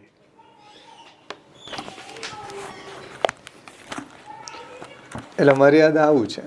जो भक्ति अंश में गुसाई जी महाराज ने कहा है कि प्रथम साधनों की ओर प्रवृत्त होता है क्योंकि भगवान ने उसका वर्ण इसी ढंग से किया. जो पुष्टिમાં વરણ હોય તો એની સ્વરૂપ નિષ્ઠા થાય, મર્યાદામાં વરણ હોય તો એની સાધનોમાં પહેલા નિષ્ઠા થાય છે. साधन करते करते जब उसे भगवान में स्नेह उत्पन्न न हो जाए तब तक तो विधि की ही मुख्यता रहती है. ત્યાં સુધી એને શાસ્ત્રની વિધિ, શાસ્ત્રમાં બતાવેલા સાધનો એની જ એને મુખ્યતા રહે છે. किंतु एक बार भगवान में स्नेह उत्पन्न हो जाने के अनंतर वह जो और जैसी भगवत सेवा करता है તો પછી એની સ્વરૂપ નિષ્ઠા થઈ જાય. એમ જ્યારે એને ભગવાનમાં એવો પ્રેમ થઈ જાય ત્યાં સુધી એની સાધન નિષ્ઠા રહી, અને પ્રેમ સિદ્ધ થઈ ગયા પછી એને ફિર વો અનંતર तो वह जो और जैसी भगवत सेवा करता है वह भगवान से स्नेह होने के कारण करता है. और यानी પછી હવે સ્નેહથી કરશે. પેલા સ્નેહ ઉત્પન્ન થવા માટે કરે છે, પછી સ્નેહ પછી થઈ ગયો એટલે પછી સ્નેહપૂર્વક. સ્નેહપૂર્વક. और तब विधि का कोई प्रयोजन नहीं रहता અને પછી એને કોઈ વિધિનું પ્રયોજન ન રહે. इस वाक्य द्वारा કહી ગઈ है. અને આ જ વાક્ય દ્વારા અહીં જો ઇન્વર્ટેડ કોમાં પૂરું થયું, અહીંયા પૂરું થયું. પ્રયોજન નહીં રહેતા અને વાંથી પ્રથમાધિકારી. પ્રથમાધિકારીનો મતલબ હીના અધિકારીઓ. પ્રથમનો મતલબ ઉત્તમ, મધ્યમ ને પ્રથમ એમ આવે. પ્રથમાધિકારીનો અર્થ થાય હીના અધિકારી. એની શરૂઆત આવી હોય એમ. હા, ઉત્તમ, મધ્યમ અને પ્રથમાધિકારી. એટલે બેઝ પેપરમાં એ રીતે આપણે પ્રથમાનો મતલબ હીન અધિકારી. હીન શબ્દ થોડું ઓલું લાગે, પ્રથમા કયો તો આમ લાગે ઓહો. જઘન્ય કયો તો વધારે ખરાબ લાગે. એ હીનથી ની નીચેની કેટેગરીનો જઘન્ય અધિકારી પાછો. એ પાછો ધંધો કરતો હોય ભગવાનના ગુણગાનના નામે. એ જઘન્ય. આ જો સાધન દ્વારા ભગવાનમાં પ્રેમ પ્રગટ કરે છે. આ ગુસાઈજીએ ભક્તિ અંશમાં આ રીતે સમજાવ્યું કે ભાઈ એનું વર્ણન એ રીતે થયું હોય કે પેલા વિધિ એમાં મુખ્ય હોય અને એમ કરતા કરતા એક સમય આવે કે પ્રભુમાં એને પ્રેમ થઈ જાય, પછી વિધિ ગૌણ બની જાય, પછી પ્રભુમાં એને પ્રેમ મુખ્ય બની જાય. તો એ પ્રથમ અધિકારીનું જો પછી મધ્યમ થઈ જાય એમ. આ પહેલા આવી જ રીતના સ્ટાર્ટ આમ થાય છે. એટલે કીધું કે फिर उसे विधि का प्रयोजन नहीं रहता. इस वाक्य द्वारा कही गई है. यही बात एकादश स्कंद में भी भगवान ने कही है कि हे उद्धव. બહુ સુંદર શ્લોક આમાં ટાંક્યો છે અને ઘણા બધા શ્લોકો આમાં ટાંકેલા છે એકાદશ સ્કંદના. એમાં આપશ્રી આજ્ઞા કરે છે કે ભક્તિ યોગ પૂરેર્વોક્તા એ ગુસાઈજીનું ભક્તે કારણમ પરમ. हाँ, श्रद्धा अमृत कथायाम में सस्वन मदनु कीर्तनम परिनिष्ठात पूजायाम स्तुतिभिः स्तवनम मम आदर परिचर्यायाम सर्वांगैरभिवंदनम मद्भक्त पूजा भी अधिकाः सर्वभूतेषु मन्मति मदर्थे स्वसंग चेष्टा च वचसा मद्गुणेरणाम मय्यार्पणम च मनसः सर्वकाम विवर्जितम मदर्थे अर्थ परित्यागो भोगस्य च सुखस्य च इष्टम दत्तम हुतम जप्तम मदर्थम यद व्रतम तपः एवं धर्मे मनुष्याणाम उद्धव आत्मनिवेदिना मयि संजायते भक्ति कोन्यर्थ अवशिष्यते कोन्यर्थोस्य अवशिष्यते. એ બધા શ્લોકો અહીં લીધા છે. કલ્યાણરાયજીએ બહુ સુંદર વાત કરી છે. हे उद्धव, जो भक्ति योग का वर्णन तुम्हें पहले ही कर चुका हूँ, परंतु जब मैं फिर से भक्ति प्राप्त होने का श्रेष्ठ उपाय बताता हूँ कि जिसे मेरी भक्ति प्राप्त करनी हो वह मेरी कथा में श्रद्धा रखे, निरंतर मेरे गुण नाम लीला का कीर्तन करे और स्तोत्रों के द्वारा मेरी स्तुति करे, मेरी सेवा में प्रेम रखे, साष्टांग प्रणाम करे, मेरे भक्तों की सेवा को बड़ा माने, समस्त प्राणियों में मुझे ही देखे, अपने समस्त अंगों की चेष्टा केवल मेरे लिए ही करे. એટલે બધી જ અંગોની ચેષ્ટા ભગવાન માટે કરે. ઠાકોરજી ઘરમાં બિરાજતા હોય તો આપણું આખું જીવન ભગવાનને સમર્પિત થાય ને. मतलब કે બધા અંગોની ચેષ્ટા ભગવાન અર્થે કરે, वाणी से मेरे गुणों का गान करे, अपना मन मुझे ही अर्पण कर दे और समस्त कामनाएं छोड़ दे. એટલે આપણે ત્યાં સમર્પણ કરી દે. સમસ્ત ભગવત સંબંધી કામના રાખે એમ. બીજી જે લૌકિક સાંસારિક જે સંસાર વધારનારી કામનાઓ હોય છોડી દે એમ. ભક્તિ વધારનારી કામનાઓ રાખે એમ. જો સમસ્ત સંસાર વધારનારી જે કામનાઓ હોય એ છોડી દે. मेरे लिए ही धन भोग और प्राप्त सुख का भी परित्याग करे. આપણે ત્યાં મહાપ્રભુજીને સમર્પણ બતાવ્યું કે ભાઈ ભગવાનના માટે જ આપણા બધા ભોગ, બધા સુખ, ધન એનો બધું ભગવાનમાં સમર્પણ કરવું. અહીં સામે અધિકારી એ વાત છે. ઉદ્ધવજી છે, એટલે છોડવાની વાત. અને હવે તો બધું ભગવાન પધારી જવાના અને ઉદ્ધવજીને આ બધું છોડી જ જવાનું છે બદ્રિકાશ્રમ. એટલે આપણે ત્યાં એ જ વાતને સમર્પણના રૂપમાં સમજાવી છે. તો मेरे लिए ही समर्पण कर दे और जो यज्ञ दान हवन जप तप व्रत और तप किया जाए वह सब कुछ मेरे लिए ही करे. એટલે ભગવદ અર્થે કરે. जो मनुष्य इन धर्मों का पालन करते हैं इनके हृदय में मेरी प्रेम भरी भक्ति का उदय होता है और जिसे मेरी ऐसी भक्ति प्राप्त हो गई उसके लिए फिर और क्या करना बाकी बच जाता है. कोन्योर्थोस्य अवशिष्यते મયી સંજાયતે ભક્તિ કોન્યોર્થોસ્ય અવશિષ્યતે. પછી એને કોઈ મેળવવાનું બાકી ન રહે. એકાદશ સ્કંદ 19મો અધ્યાય 19 થી 24 શ્લોક इस वाक्य द्वारा कही गई है. આ જ વાતને જે ઉપર કીધું ને, આ સાધનો કરે તો ભગવાનમાં ભક્તિ થાય. અહીંથી સ્ટાર્ટ થયું. હે ઉદ્ધવ એકાદશ. જે કીધું ને, હે ઉદ્ધવ, આ વાત કહ્યું कि विधि का कोई फिर प्रयोजन नहीं रहता. इस वाक्य द्वारा कही गई यही बात एकादश स्कंद में, आज बात एकादश स्कंद में कीधी कि आ रीते आखी एनी प्रोसेस बतावी कि पहला आ रीते साधनो करे, एनाथी भगवाનમાં ભક્તિ થાય. અને ભક્તિ થઈ ગયા પછી કોઈ પુરુષાર્થ મેળવવાનો બાકી ન રહે. આ સાધનાદિ પ્રકારેણ નવધા ભક્તિ માર્ગ હતા.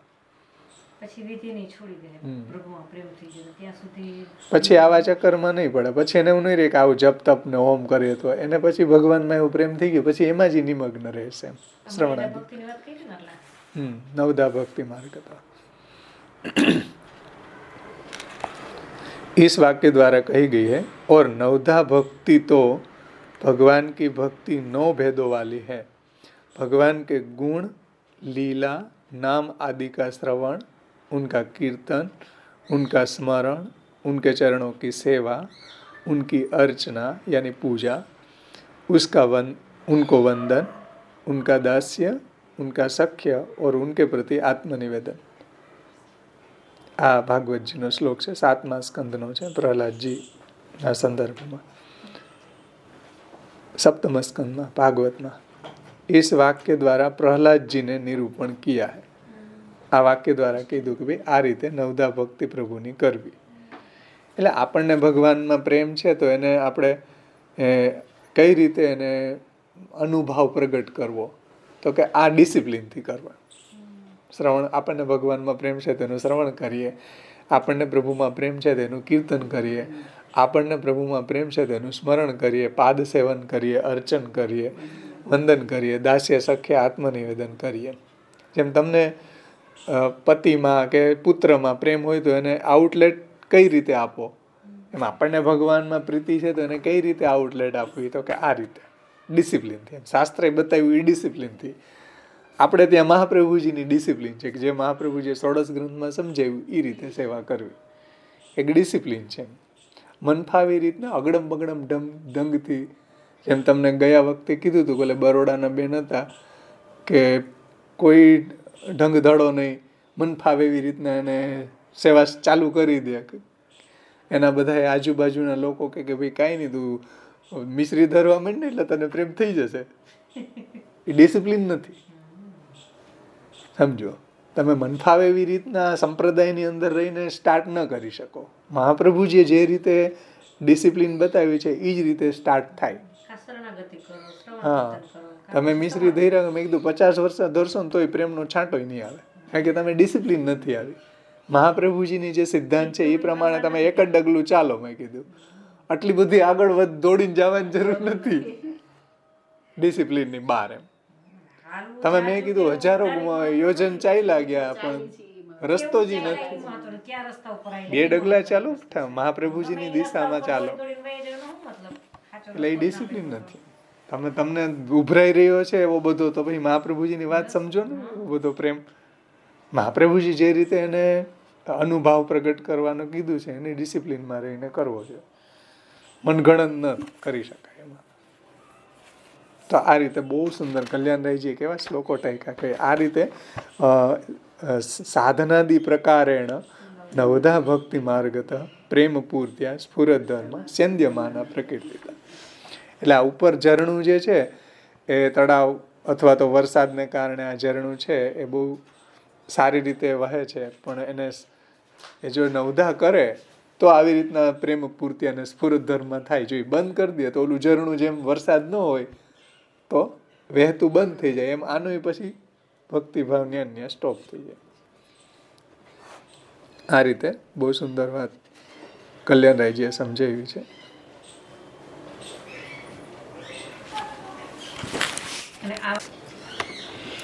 ત્યાર પછી આગળ 16મો પ્રકાર શ્રી આચાર્યજી મહાપ્રભુજી સમજાવે છે. 16મા પ્રકારમાં યાદૃશાસ્ તાદૃશા પ્રોક્તા વૃદ્ધિક્ષય વિવર્જિતા સ્થાવરાસ્તે સમાખ્યાતા મર્યાદૈક પ્રતિષ્ઠિતા. હવે શ્રી મહાપ્રભુજી આગળની વાતને પાછી નથી દોહરાવતા, એમ કહી દીધું યાદૃશા. યાદૃશા એટલે ઉપરના જેવા જો વૃદ્ધિક્ષય રહિત હોય, ઉપરનું ઝરણું કેવું છે, જો વરસાદ ને તળાવ હોય તો એનું વૃદ્ધિ થાય, એમ વરસાદ ન હોય તો એનો ક્ષય થઈ જાય. પણ એવા જ જો સ્થાવર હોય એટલે સ્થિર હોય તો એ સ્થાવર નદી જેવા થઈ ગયા, જેમ ગંગાજી છે, યમુનાજી 12માસી નદી હોય ને એવા. તો યાદૃશાસ્ તાદૃશા પ્રોક્તા મતલબ જે પ્રકારે ઉપર કહ્યા ને એવા સાધનાદી પ્રકારના નવધા ભક્તિ માર્ગ હતા, પ્રેમ પૂર્ત્યા સ્ફુરત ધર્મ એવા. એ જો વૃદ્ધિ અને ક્ષયથી રહિત હોય અને જો એક મર્યાદામાં જ પ્રતિષ્ઠિત હોય, મર્યાદામાં જ પ્રતિષ્ઠિત મતલબ કે ગમે એટલો વરસાદ આવે કે તાપ પડે તો એની સ્થિતિ એક સરખી રહે, એમ ન વધે ન ઘટે, એ મર્યાદિક પ્રતિષ્ઠિત. મર્યાદામાં સ્થિર હોય એવા વક્તાને અહીંયા સ્થાવર નદી જેવા કીધા, 12માસી નદી જેવા, જેમ શ્રી ગંગાજી વગેરે એવા, શ્રી યમુનાજી, આ નર્મદા એવી જે નદી હોય ને ધસમસતી, ગમે એટલા એમાં માનો કે વરસાદ આવે તો એનો પ્રવાહ તો એટલો ને એટલો રહે, એમ એ સ્થાવરા સ્થિર નદી જેવા કીધા છે. એમાં ટીકાકાર શ્રી કલ્યાણરાયજી समझावे છે, इस श्लोक में आचार्य चरणों ने 16वें प्रकार के वक्ता के भाव का निरूपण किया गया. निरूपण यादृशास् तादृशा प्रोक्ता से इत्यादि शब्दों से किया गया है. यादृशा का अर्थ है कि पूर्व श्लोक में कहे गए वक्ता यानी मर्यादा मार्गी साधनों में निष्ठ रहने वाले वक्ता, जिनकी तुलना पर्वत से बहने वाले जल से की गई थी, वे आश्री का तात्पर्य यह है कि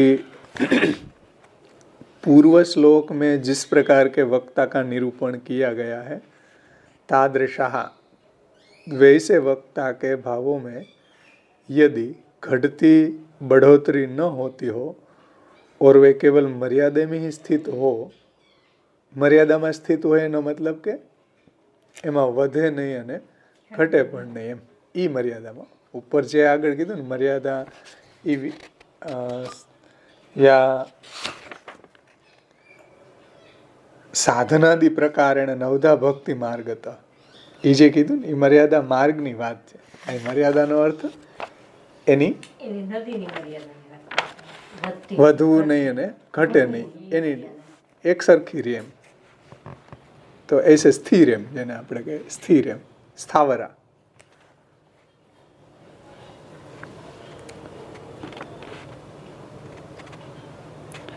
और वह केवल मर्यादा में ही स्थिर रहते हों और इससे अधिक के अधिकारी न हो तो वे स्थिर जल के समान कहे जाते हैं. यह अर्थ है. સમજાણું ને? એટલે જો ઉપરનાથી આગળનાથી અધિક છે, કારણ કે આ એના કરતા મર્યાદિક પ્રતિષ્ઠિતા છે અને સ્થાવરા છે, 12માસી નદી જેમ નર્મદા છે, ગંગાજી છે, ધસમસતો પ્રવાહ, એમાં કંઈ સુકાય નહીં, ગમે એટલો કદાચ એમાં તાપ પડે તો એમાં સુકાય નહીં, એમ કારણ કે એનો પ્રવાહ જ એટલો બહોળો છે, એમ એટલે કહે છે કે इससे भी अधिक अधिकारी मर्यादा के स्थिर रहते हों और इससे अधिक के अधिकारी न हो.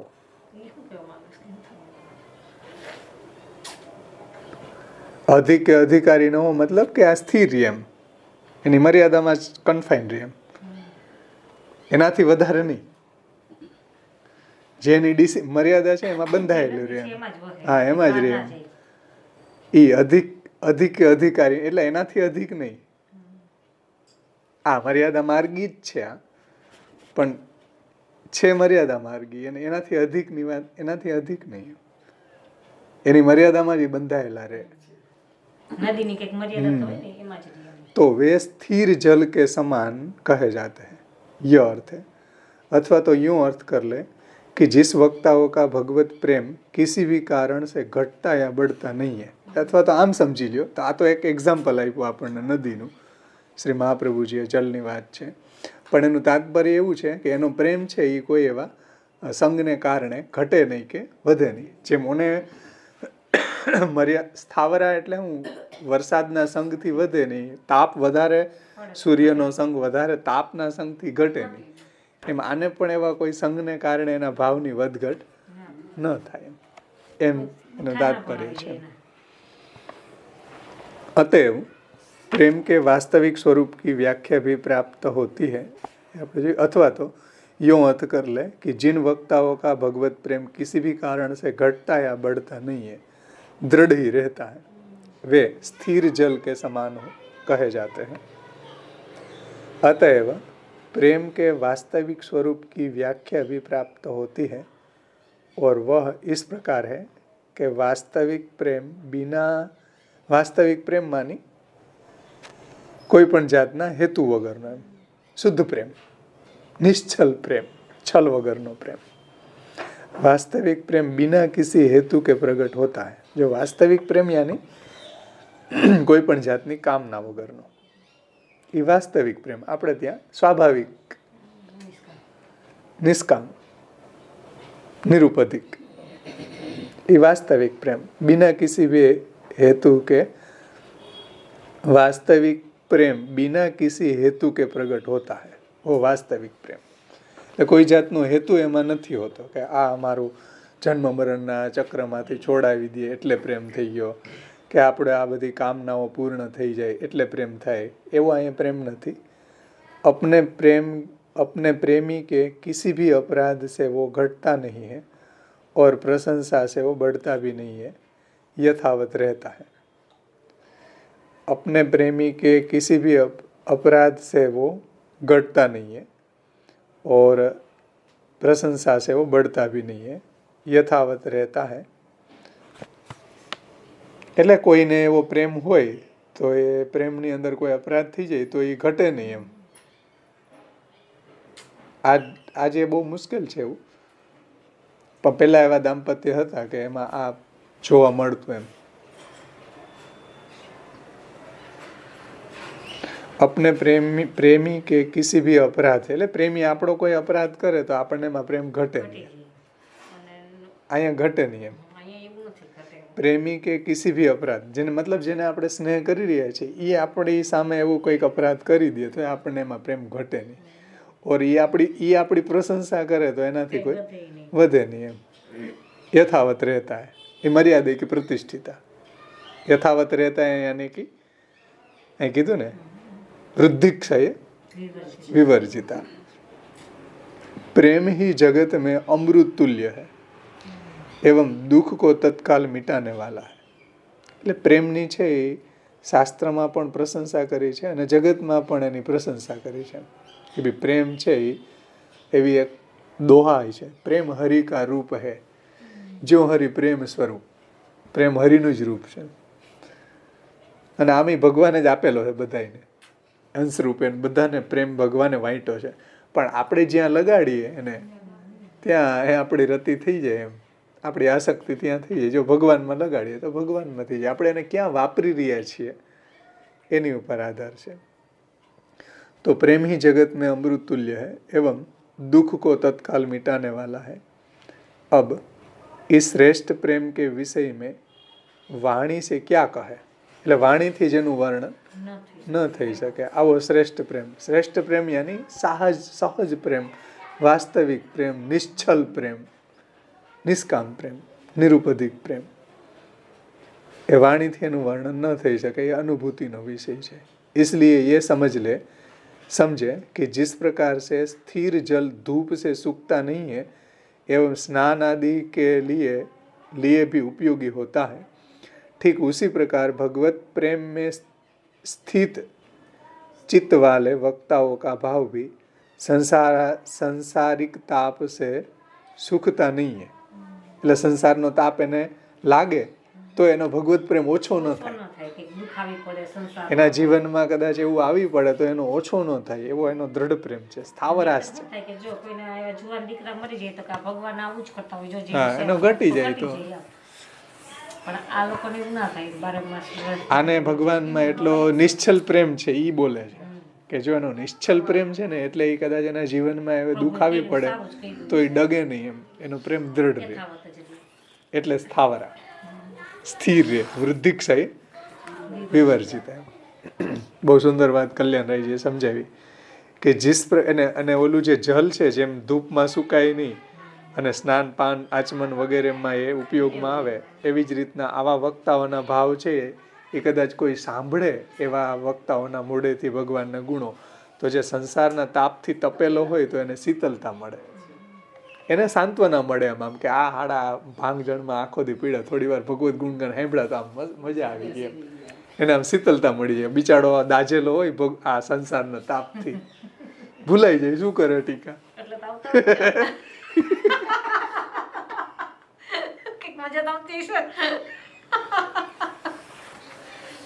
કઈક શીતલતા મળતી છે. સાચી વાત છે. આજે નથી આવ્યા, યાદ આવે તો આવી જાય.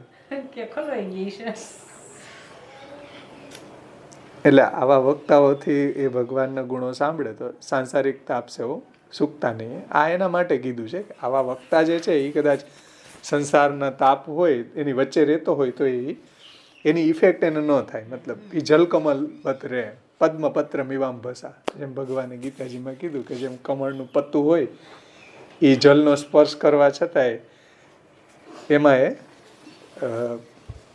એ સડતું નથી, એમ પદ્મપત્ર મીવાંભસા એટલે જલકમલવત. એટલે સંસારમાં રહેવા છતાં પણ એને બાધારૂપ ન થાય. એટલે કહે છે કે ઉસકા ભાવ ભી સંસાર તાપ સે સુખતા નહીં है, एवं कुतर्क करने वाले वितंडावादियों के कारण नष्ट भी नहीं होता. અને આવોનો જે ભગવાનમાં નિશ્ચલ પ્રેમ છે અને આગળ કીધું ને શ્રવણાદિ કરવાથી થયો છે, એને કારણે એવા કોઈ કુતર્કવાદીઓ આવે અને કહે કે આવું બધું મૂકો, હવે તમારી ઉંમર અત્યારે જલસા કરવાની છે, તમારે ભગવત ભજન કરવાનું ન હોય, શ્રવણાદિ કરવાનું ન હોય, આવા એને આવે વિતંડાવાદીઓ, એવા મૂર્ખાઓ, તો એમાં એના સહેમાં ન આવી શકે. એટલે આવા વિતંડાવાદીઓ કે કારણો નષ્ટ, એનો પ્રેમ નષ્ટ ન થાય એમ. મતલબ એની ઇફેક્ટ એને ન થાય. જેમ ઓલા વૃદ્ધિક્ષય વિવર્જિતા છે ને, એટલે સ્થાવરા છે, મતલબ એનો સ્ત્રોત બહુ સ્ટ્રોંગ છે એના હૃદયમાં ભગવત પ્રેમનો. એટલે એના આવા વિતંડાવાદીઓ આવે ને એને રવાડે ચડાવે તો એને એ બાધારૂપ ન થાય એમ. આ વિતંડા એક વાદનો પ્રકાર છે. મતલબ જીતે એમ ન હોય તો પોતાની જ વાતને હાંકવી એમ. બોલો સામેની વ્યક્તિ સાચો હોય ને તો એ લાલજી જીતા કરીને એને ખોટી રીતે હેઠો દેખાડવો એમ, એ વિતંડા કહેવાય. સામેની વ્યક્તિ કદાચ શાસ્ત્ર જાણતું હોય, વિદ્વાન હોય, પણ સામેના જે એની સાથે શાસ્ત્રાર્થ કરવા વાળો મહારાજ જેવો હોય આપણા, આવડતું ન હોય કાંઈ, પછી લાલજી જીતા કરે, એ વિતંડા વાત. વિતંડા એટલે ખોટી રીતે એને નીચો દેખાડવાની કોશિશ કરવી, એવા વાદ કરીને, ખોટા વાદ કરીને, કુતર્ક કરીને, ખોટા એવા કુતર્ક કરીને વિતંડા કરવી. પણ સામેની વ્યક્તિ છે એનો પ્રવાહ એકદમ સ્ટ્રોંગ છે, એ કીધું સ્થાવરા, એટલે એને કોઈ એવી ઇફેક્ટ ન કરી શકે. साथ ही साथ श्रोता के हृदय को शुद्ध भी बनाता है. आजो અને શ્રોતા જ્યારે એની ભગવત કથા સાંભળે તો એનું હૃદય શુદ્ધ થઈ જાય, એને પણ શીતલતા મળે. એ જો સંસારના તાપથી તપેલો હોય તો એને થોડું એમાં ઠંડક મળે. એવું આ વક્તા છે. યાદૃશાસ્તાદૃશા પ્રોક્તા વૃદ્ધિક્ષય વિવર્જિતા સ્થાવરાસ્તે સમાખ્યાતા મર્યાદૈક પ્રતિષ્ઠિતા. અને ત્યાર પછી 17મો પ્રકાર અનેક જન્મ સંસિદ્ધા જન્મ પ્રભૃતિ સર્વદા સંગાદિ ગુણ દોષાભ્યામ વૃદ્ધિક્ષય યુતા ભુવિ નિરંતરોદ્ગમયુતા નદ્યસ્તે પરિકીર્તિતા. ઓલો જે છે ને એ સ્થાવરા નદી એટલે 12 નદી હોય. આ એવી ગંગાજી છે, નર્મદા છે, એવી જ નદીઓ છે ને, ધસમસતી જ હોય. હવે આ જે છે ને એ નદી જેવો આવ્યો છે. આ કેવો પ્રકાર છે કે એની અંદર વૃદ્ધિક્ષય થાય છે પણ નિરંતરોદ્ગમયુતા છે. એટલે એને પાણી સાવ સુકાતું નથી. ભલે થોડું થોડું દંડુડી જેટલું તો ચાલ્યું જ જાય, સાવ સુકાતું નથી. એમ એની અંદર વધઘટ થાય. જો વરસાદ આવે તો વધી જાય અને તાપ પડે તો ઘટી જાય. પણ અનેક જન્મ સંસિદ્ધા, અનેક જન્મથી સંસિદ્ધ છે. એનું તાત્પર્ય છે કે અનેક જન્મોથી ભગવત ભાવ સારી રીતે એને પ્રાપ્ત થયેલો છે. અને પૃથ્વી ઉપર એનો જ્યારે જન્મ થયો ત્યારથી લઈને, એટલે અહીં કીધું ને અનેક જન્મ સંસિદ્ધા, જન્મ પ્રભૃતિ સર્વદા, એટલે જ્યાંથી એનો જન્મ થયો ત્યાંથી જ એને ભગવાનમાં એવો પ્રેમ છે. એમ પણ એ વધઘટ થયા કરે, સુકાતો નથી. આવો છે. સાવ કોરું ધાકોણ નથી થતું, થોડું એનામાં. હા, એટલે કન્ટિન્યુ એના જન્મનો સંસ્કારને કારણે એનો ભગવાનમાં પ્રેમ સાવ નાશ નથી પામતો. થોડો એને રે. કદાચ એવો સંગ મળે તો વધી જાય, એવો સંસારિક લોકોનો સંગ થાય તો ઘટી જાય, પણ સાવ નાશ ન પામે. એમ ઉલારે હાઈલા કરે. અમારે કુવામાં શું હતું કે કુવામાં છે ને ચોમાસું હોય ત્યારે ખૂબ આખા ભરાઈ જાય. પછી જેમ જેમ શિયાળો આવે ને ઉનાળો આવતા જાય એમ એમાંથી જલ ખતમ થઈ જાય. હવે છેલ્લે શું હોય કે નીચે એમાં સ્ટોર થાય. પછી 1 કલાક ઉલારે આવે, 1 કલાક ચાલે. બોરમાં હોય, કુવામાં હોય, ઉલારે ચાલે. બસ સાવ ખતમ ન થાય. એમ ઉનાળો આવશે ને ત્યાં પછી ઉલાર થઈ જાય, પણ હા ખતમ તો ના જ થાય. હાઈલા રાખે રસ્તો રડે. બસ એવો છે. એટલે કે છે કે અનેક જન્મથી એને ભગવત ભાવ સારી રીતે થયેલો છે. અને પૃથ્વી ઉપર એનો જ્યારે જન્મ થયો ત્યારથી જ લઈને હંમેશા એ આસપાસના જે વાતાવરણ છે કે વ્યક્તિઓ છે, એ જે સરાઉન્ડિંગ છે એના સંગને કારણે વધતો ઓછો થયા કરે. એના ગુણ દોષથી વૃદ્ધિ અને ક્ષયવાળો એ રે. મતલબ જો સારા લોકોનો સંગ થાય તો વધી જાય, એવા સંસારીઓનો સંગ થાય તો ઘટી જાય. પરંતુ નિરંતરોદ્ગમયુતા, પણ એ નિરંતર ચાલવાવાળા પ્રવાહવાળા છે. એ વક્તાનો ભાવ નદીના જલ જેવો છે. એટલે નદીમાં તમે જુઓ કે એવી નદીઓ છે કે જેની અંદર વરસાદ આવે તો વધી જાય, તાપ પડે તો સુકાઈ જાય, પણ બંધ ન થાય. સાવ ચાલી રે, થોડું એનું ચાલ્યા કરે. એવા છે. એટલે નદી આવી ગઈ. ઓલા સ્થાવરા હતા. શ્રી કલ્યાણરાયજી એમાં બહુ સુંદર સમજાવે છે, અને આપણે જોઈ લે. इस श्लोक में आप श्री अब 17वें प्रकार के वक्ता का भाव अनेक जन्म संसिद्धा इत्यादि शब्दों से बता रहे हैं. इससे आप श्री का तात्पर्य यह है कि अनेक जन्मों के भाव अर्थात अनेक जन्मों में किए गए तप, ध्यान, समाधि आदि के द्वारा मनुष्य के पाप जब दूर होने पर उसमें कृष्ण के प्रति भक्ति उत्पन्न होती है. આ યોગ વશિષ્ઠ સ્મૃતિ બહુ સુંદર શ્લોક છે. આપણે ભક્તિ હેતુ નિર્ણયમાં આવ્યો હતો. જન્માંતર સહસ્રેષુ તપો ધ્યાન સમાધિભિ નરાણામ ક્ષીણ પાપાનામ કૃષ્ણ ભક્તિર પ્રજાયતે. વશિષ્ઠ સ્મૃતિનો શ્લોક છે, યોગ વશિષ્ઠ સ્મૃતિ. બહુ સુંદર ભક્તિ હેતુ નિર્ણયમાં એમ કીધું. આ ગુસાઈજી આ સમજાવ્યો છે કે જન્માંતર સહસ્રેષુ એટલે હજારો જન્મથી એને જ્યારે તપો ધ્યાન સમાધિ બી એટલે તપ, ધ્યાન અને સમાધિથી નરાણામ ક્ષીણ પાપાનામ એના જ્યારે પાપો ક્ષીણ થાય ત્યારે કૃષ્ણ ભક્તિ પ્રજાય ત્યારે એને ભગવાન શ્રી કૃષ્ણમાં ભક્તિ થાય છે. તો અનેક જન્મો મેં કિએ ગયે તપ, ધ્યાન આદિ. હવે જો ભક્તિ ક્યારે થાય વિચારો, શાસ્ત્રના ડિસિપ્લિન જુઓ. આ તમે જુઓ ને આ શ્લોક કે અનેક હજારો જન્મો વયા જાય, હજારો જન્મ તમે તપ, ધ્યાન, સમાધિ, શીર્ષાસન કરો ત્યારે પાપ નાશ પામે ને પાપ નાશ થાય ને પછી ભક્તિ થાય. નો મન તેલ આવે ને રાધા નાચે.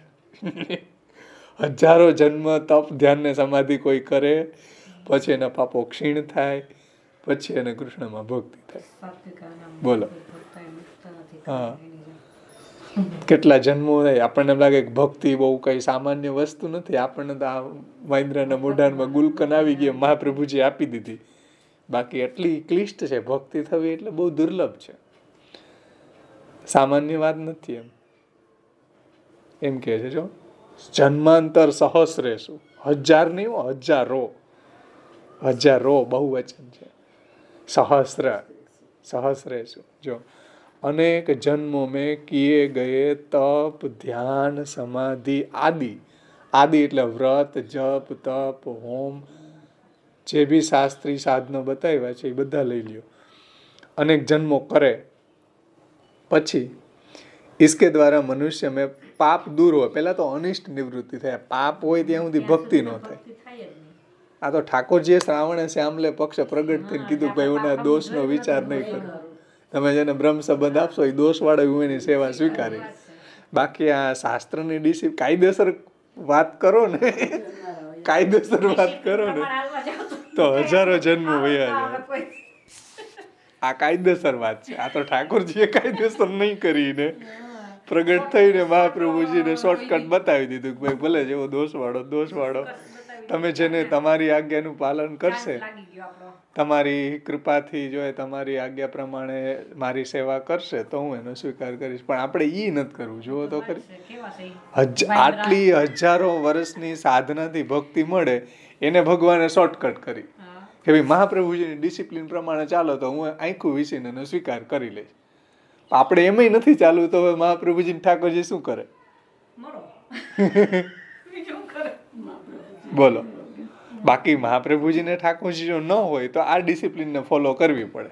જન્માંતર સહસ્રેસુ તપો ધ્યાન સમાધિ ભી નરણામ ક્ષીણ પાપાનામ કૃષ્ણ ભક્તિ પ્રજાયતે. આ ડિસિપ્લિનને ફોલો કરવી પડે. હજારો જન્મોના જન્મો વયા છે તો એનો નિવેડો ન આવે. ઈ આ સાધનો કરે કોણ પાછા અત્યારે કલયુગમાં? તપો ધ્યાન સમાધિ કરી એવા છીએ આપણે? લાગે 11 નથી રહેતા ત્યાં તપો ધ્યાન સમાધિ ક્યાંથી કરીએ? સેજલ દીદી કરીએ અમે ક્યાં રહીએ? વ્રત કે કોઈ તપ કે કોઈ ધ્યાન કે કોઈ સમાધિ કાંઈ નથી થાય.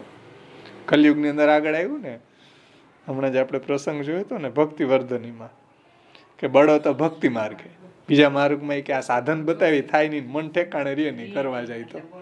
મહાપ્રભુજીએ પુરુષોત્તમ જોશીની વાત કરી ને કે ભાઈ બીજા માર્ગો એટલા ક્લિષ્ટ છે કે એમાં તપ ધ્યાન ને સમાધિ ને વ્રત ને જપ ને કરવા જાય ને તો મન ઠેકાણે ના રહે, મગજ હલી જાય. તો એનો ભૂખા રહેવું એટલે બહુ મુશ્કેલ છે આ બધા સાધનો. એમ આપણને એની કિંમત નથી. મહાપ્રભુજી એને આપણને તૈયાર આપી છે એટલે એની કિંમત નથી. બાકી આથી કમાવી પડી હોત આવી સાધનોથી ભક્તિને તો આપણને અકલ આવે કે ભક્તિ કેટલી મોંઘી વસ્તુ છે. એમ કીધું જન્માંતર સહસ્રેસુ તપો ધ્યાન સમાધિ બી. પછી આપણા હજારો પાપો આ બળીને દૂર થાય અને પછી કૃષ્ણ ભક્તિ પ્રજાય. ઈ વાતનો દાદિયા. ઈ તો મહાપ્રભુજીની કૃપાથી આપણું કંઈક વિચાર્યું છે ઠાકોરજી, એટલે બાકી આપણું આ તો મહાપ્રભુજી અને ઠાકોરજી આપણને શોર્ટકટ બતાવી કે આવી પિંજણમાં નથી પડવું તમે. સમજી લ્યો તો પછી આ વસ્તુ ક્યાંથી આપણાથી થવાની? આવું તો કોઈ કરી જ ન શકે. ઈ તો આટલી સહજ ભક્તિ હાવ ટાઢે સાઈ કરવાનું કીધું તોય નથી કરતા આપણે. इस श्लोक अनुसार तप ध्यान समाधि आदि के द्वारा मनुष्य के पाप दूर होने पर उसे कृष्ण में भक्ति उत्पन्न होती है. इस श्लोक अनुसार तप ध्यान समाधि द्वारा इत्यादि के द्वारा भली भांति सिद्ध हुए भाव जो जन्म से लेकर अंत तक अपनी आत्मा में सदा बने रहते हैं. एवं એટલે આવો આત્મામાં એટલે ભગવાનમાં આવો ભાવ પ્રભુમાં એનો હંમેશા બન્યો રહે. જન્મ પ્રવૃત્તિ એટલે જન્મથી માંડીને એનો ભાવ આવો પ્રભુમાં બન્યો રહે. આવી ભક્તિ એની જન્મથી હંમેશા. એટલે તો ભગવાનથી છૂટો પડ્યો ત્યારથીની વાત થઈ ને? એટલે આ ભૂતલ ઉપર જન્મ ત્યારથી, હા. ભૂતલ ઉપર જ્યારે એનો જન્મ થાય ત્યારથી એનામાં એવી ભક્તિ પ્રગટ થાય છે. એમ આ જન્માંતર સહસ્રેસુ એમાં કીધું ને, એ એટલા ખેડીને આવેલો છે આ સમુદ્રને બધાને. એટલે એટલી યાત્રા બધામાં થોડી થોડી કરી છે, કોઈ હા. જન્મમાં વધારે તો કોઈ જન્મમાં ઓછી એમ એટલે એ કરતો આવ્યો છે. કરતો આવ્યો છે. જ્યાં પણ એ એના સંસ્કારને કારણે એની ભક્તિ સાવ નષ્ટ નથી નષ્ટ થતી. નથી થતી, પણ એને એવા સંઘને કારણે વધે ને ઘટે એવું થાય, પણ સાવ નષ્ટ ન થાય. કારણ કે જન્મનો સંસ્કાર એમાં પડ્યો છે એટલે ઉઈગા કરે છે. એમાં વેલ માલતીની છે રાડિયા રહેતા ડૉક્ટર, એ કેટલો ટાઈમ થયા ને વાવી, હજી જો આમ ચડી, તમે જોજો આ ખૂણા ઉપર 6-7 વર્ષ થઈ ગયા અને કાપવા ઓલા લોકો કાપી જ નાખે, જેવી ઊંચી ચડે પાછી થઈ હમણાં 6-7 વર્ષ થઈ ગયા ને તોય, કારણ કે જન્મ પ્રવૃત્તિ સર્વદા કીધું ને સંગા અનેક જન્મ સંસિદ્ધા, અનેક જન્મ સંસિદ્ધા, जन्म प्रवृत्ति सर्वदा। तो आत्मा में यानी भगवान में सदा बने उसका जो भाव है वो बना रहता है। एवं सत्संग, दुसंग, अन्न, काल, देश द्वारा होने वाले जो दोनों के गुण दोषों से क्रमशः એટલે ગુણો સે बढ़ते हैं और दोषों से घटते हैं। એટલે અહીં જો સત્સંગ દુસંગ એની એટલે કઈ રીતે, તો એમાં અન્ન લીધું, અન્નનો જો દુષ્ટ અન્ન આવી જાય તો ઘટી જાય, કાલ એવો આવી જાય, એવા લોકોનો સંગ મળી જાય તો ઘટી જાય દુષ્ટ લોકોનો, અને એવા સત્પુરુષોનો સંગ થઈ જાય અને એવું સદ અન્ન મળી જાય ભગવત સમર્પિત તો વધી જાય. એટલે આ બધાય લીધા જો અહીંયા સંગ આદિ કીધું ને, સંગ આદિ, આદિ શબ્દથી કાલ, અન્ન, દેશ એને બધાને લીધા છે. કારણ કે ઉપરની મર્યાદિક પ્રતિષ્ઠિતાની મર્યાદા માર્ગીની વાત ચાલે ને.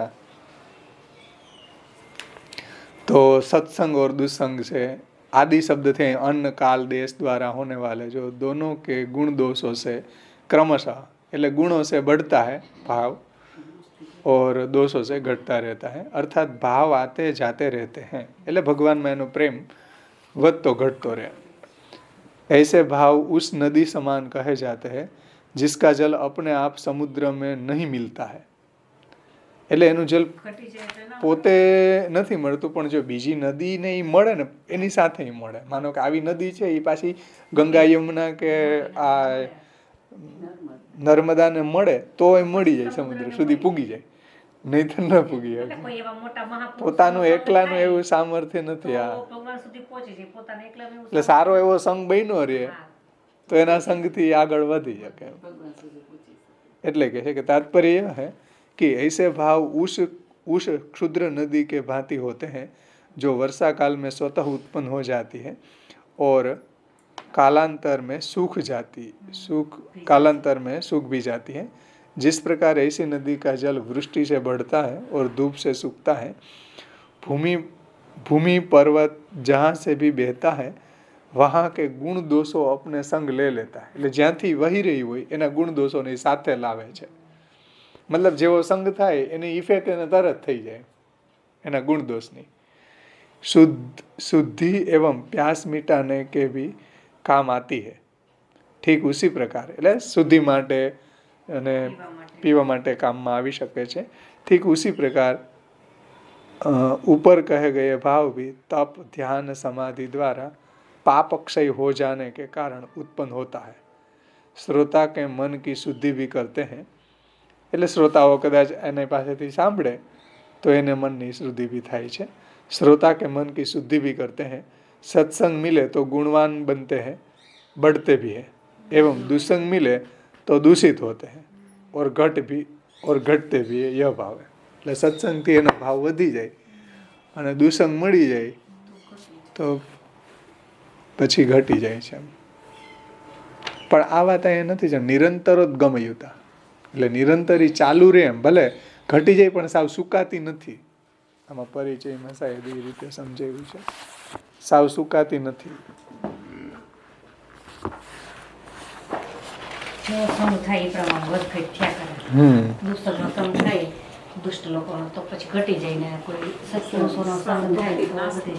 અને નિરંતરોદ્ગમયુતા એટલે નિરંતર ઉદ્ગમ વાળી નદી સમાન છે. એટલે અહીં જો કેટલીક નદીઓના ઉદ્ગમ સ્થાન ઉપર નિરંતર પાણી ભરાઈ રહેલું હોય છે, તેથી એમનો પ્રવાહ કદી અટકતો નથી. એટલે ઉદ્ગમ સ્થાનથી છે ને એ ચાલુ રહે એમ કન્ટિન્યુ, પરંતુ વર્ષાને કારણે અને તડકાને કારણે એનો જલમાં સ્તરમાં નિરંતર વધઘટ થતી રહે. એ વાત છે. કહેવાનું તાત્પર્ય એ છે કે જન્મથી એ જન્માંતર સહસ્રેસુ તપો ધ્યાન સમાધિ બી એને કારણે એનો જે ભગવત ભાવ થયો છે, ભગવાનમાં ભક્તિ થઈ છે, એટલે સંગના કારણે વધઘટ થાય છે, પણ એનું જે ઉદ્ગમ સ્થાન છે ત્યાં પ્રવાહ થોડો થોડો ચાલુ રહે, મતલબ એના હૃદયમાં એવી ભક્તિ બની રહે થોડી થોડી,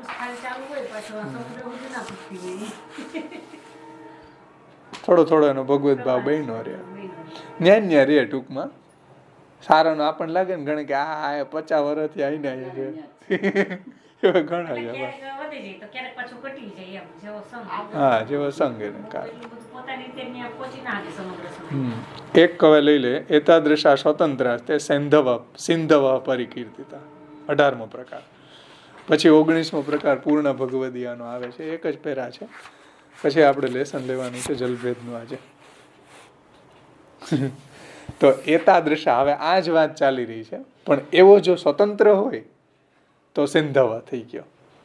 સ્વતંત્રાશ્ચે એવા એટલે ઉપર કહેલા જે વક્તા છે એ જો સ્વતંત્ર હોય તો સિંધવ પરિકીર્તિતા. એટલે ઉપર કહેલા જે સાધનાદિ પ્રકાર વાળા જો વૃદ્ધિક્ષય વિવર્જિત હોય, વૃદ્ધિક્ષય રહિત હોય તો એટલે સ્વતંત્ર યાની વૃદ્ધિક્ષય રહિત હોય તો એ અહીંયા સિંધવ, બારમાસી નદી જેવા, સ્થિર નદી જેવા એને સારી રીતે કહેલા છે. સમજાય ને વાત? ઉપર જે છે એ ઉદ્ગમ સ્થાને ભૈરું રે વૃદ્ધિક્ષયથી વૃદ્ધિક્ષય વાળા છે, અને આ કેવા છે વૃદ્ધિક્ષય વિવર્જિત છે અને સ્વતંત્ર છે, એમાં એવી કોઈ વધઘટ નથી થતી. એવાને સિંધવ એટલે બારમાસી નદી જેવા કયા છે. સિંધવ સ્વાહા વચનમાં કહેલા જળ જેવા ભક્તિ માર્ગી મોક્ષકામી પ્રવક્તાનો ભાવ છે. સિંધવ બારમાસી નદી એમ મતલબ 12 માસ એમાં કન્ટિન્યુ જલ આવે. એમાં આપણે ટીકાકારના શબ્દોમાં જોઈએ, કલ્યાણરાયજી એને સમજાવ્યું છે ત્યાં 16મા પેજ ઉપર. अब इस श्लोक में आप श्री 18वें प्रकार के वक्ता का भाव एतादृशा स्वतंत्राश्चय सिंधवा परिकीर्तित इस शब्दों से कहते हैं. आप श्री का तात्पर्य यह है कि अभी पिछले ही श्लोक में जिस प्रकार के भाव वाले वक्ता की बात कही गई थी वही वक्ता का भाव यदि सत्संग दुस्संग से क्रमशः बढ़ता घटता न होकर स्वतंत्र और निष्काम भी हो जाए तो वे सिंधु यानी कि महानदी कहलाते हैं. जो महानदी स्वतः ही समुद्र में मिल जाती है એટલે એને બીજાને કોઈ જરૂર ન પડે ને, પોતે જેવી ધસમસતી હોય કે જે બીજાને મહાનદી છે समुद्र में मिल जाती है. ऐसे वक्ता का भाव महानदी यानी कि बड़ी नदियों के जल के समान होता है. सिंधु शब्द का अर्थ है महानदी या बड़ी नदी भी होता है.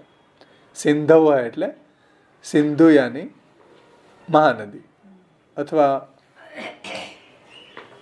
मोटी नदी या बड़ी नदी.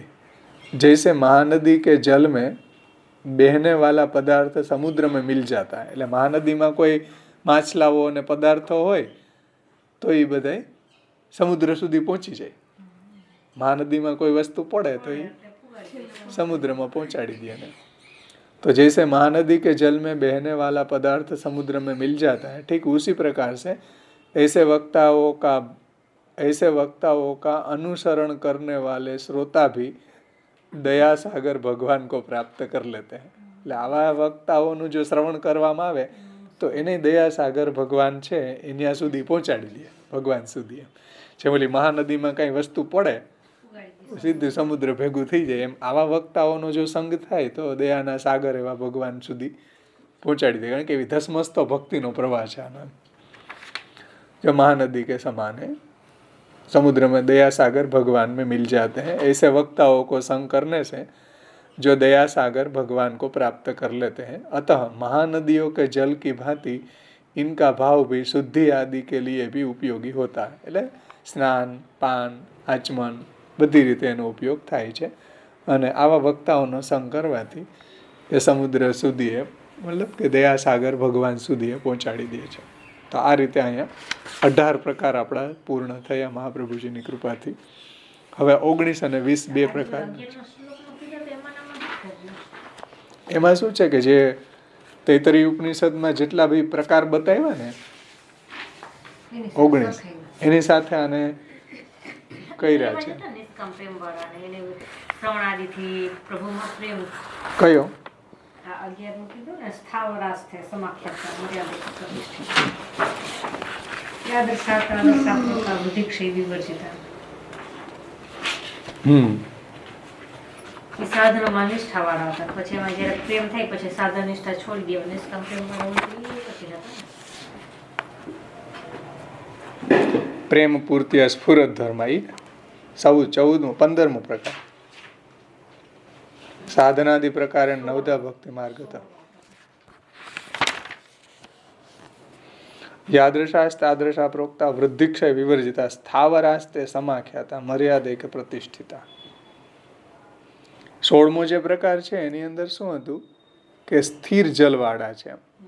સ્થિર જલવાળા એટલે શું કે એને આગળનો જે કીધો વૃદ્ધિક્ષય વાળો એવો આ નથી, સ્થિર જલવાળો છે. યાદૃશાસ્તાદૃશા પ્રોક્તા વૃદ્ધિક્ષય વિવર્જિતા સ્થાવરાસ્તે સમાખ્યાતા મર્યાદૈક પ્રતિષ્ઠિતા. એટલે પોતાની મર્યાદામાં જે સ્થિર રહે. મર્યાદૈક પ્રતિષ્ઠિતા એટલે એમાં કોઈ વૃદ્ધિક્ષય નથી થતો, એની મર્યાદામાં એ ચાલ્યા કરે.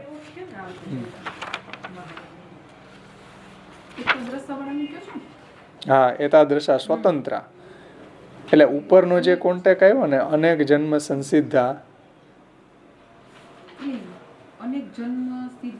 ઈ 17મો જે છે ને અનેક જે 17મો બતાવ્યું ને અનેક જન્મ સંસિદ્ધા જન્મ પ્રભૃતિ સર્વદા સંગાદિ ગુણ દોષાભ્યામ વૃદ્ધિક્ષય યુતા ભૂવિ નિરંતર ગમયુતા નદ્યસ્તે પરિકીર્તિતા. એ જે 17મો પ્રકાર બતાવ્યો છે ને એમાં આ 18મો છે ને એના કોન્ટેક્સમાં લીધું છે. અનેક જન્મ સંસિદ્ધા ઈ છે ને આ ઉપાસના માર્ગી છે. ચાર્યો નદ્યેભ્ય સ્વાહા એમાં જળ જેવા ઉપાસના માર્ગી મોક્ષકામી પ્રવક્તાનો ભાવ છે. સંગાદિ ગુણ દોષાભ્યામ. અને આ જે સ્થાવરા છે ને એ ભક્તિ માર્ગી મોક્ષકામી પ્રવક્તાનો ભાવ છે. મહાપ્રભુજીએ એવી રીતના સમજાવ્યું. આમાં જો એડિંગ વાંચશો ને તો એનો ભેદ સમજાશે. ઓલો જે છે ને ઉપાસના માર્ગી છે અને એની ઉપર તમે જે કહો ને યાદૃશાસ્તાદૃશા પ્રોક્તા એ ઉપાસના માર્ગી મોક્ષકામી છે. યાદૃશાસ્તાદૃશા પ્રોક્તા વૃદ્ધિક્ષય વિવર્જિતા. હા, અને ઓલો ઉપાસના માર્ગી છે એ ડિફરન્સ છે એમાં. અને એતાદૃશા જે સ્વતંત્રા એને ઈ અનેક જન્મ સંસિદ્ધા જે છે ને આ જે છે અનેક જન્મોથી એના બધા પાપ ક્ષીણ થઈ ગયા છે. નરાણામ ક્ષીણ પાપાનમ કૃષ્ણ ભક્તિ પ્રજાયતે. પણ એક ઉપાસના માર્ગી છે અને એક ભક્તિ માર્ગી છે. એટલે અહીં કીધું ને દયા સાગર ને સીધા મેળવી ગયા. આનો 10મસ્તો પ્રવાહ એટલો છે. આ ભક્તિ માર્ગી છે એટલે ટીકાકારે એમ જ કીધું છે દયા સાગર ભગવાન કો મિલા દેતે. ઓમાં એમ નથી કીધું. એટલે એટલો ડિફરન્સ. એક ઉપાસના માર્ગી છે, એક ભક્તિ માર્ગી છે. હવે બધા સાગર આવશે. અહીંયા સુધી આપણે રાખીએ. હવે સમુદ્ર આવી ગયા. અહીંથી હવે આવે છે એને ટીકાઓના આધારે જ પુરુષોત્તમજી ને બધા એના ટીકાઓના આધારે જ કર્યા છે આ બધા ચાર્ટમાં. એટલે જ આપણે પેલા જોયું ને કર્મ માર્ગી ને બધા અલગ અલગ પ્રકારના છે.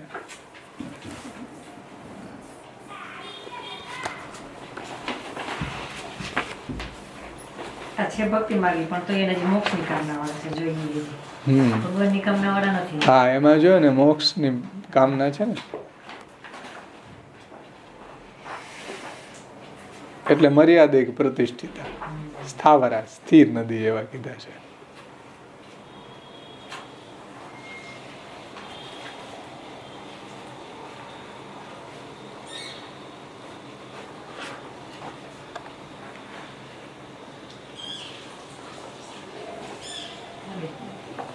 તો અહીંયા સુધી આપણે રાખીએ. પૂર્ણા ભગવદીયા આપણે આવતે વખતેથી લેશું. 19મો પ્રકાર ને 20મો, 2 બાકી રહ્યા આવે.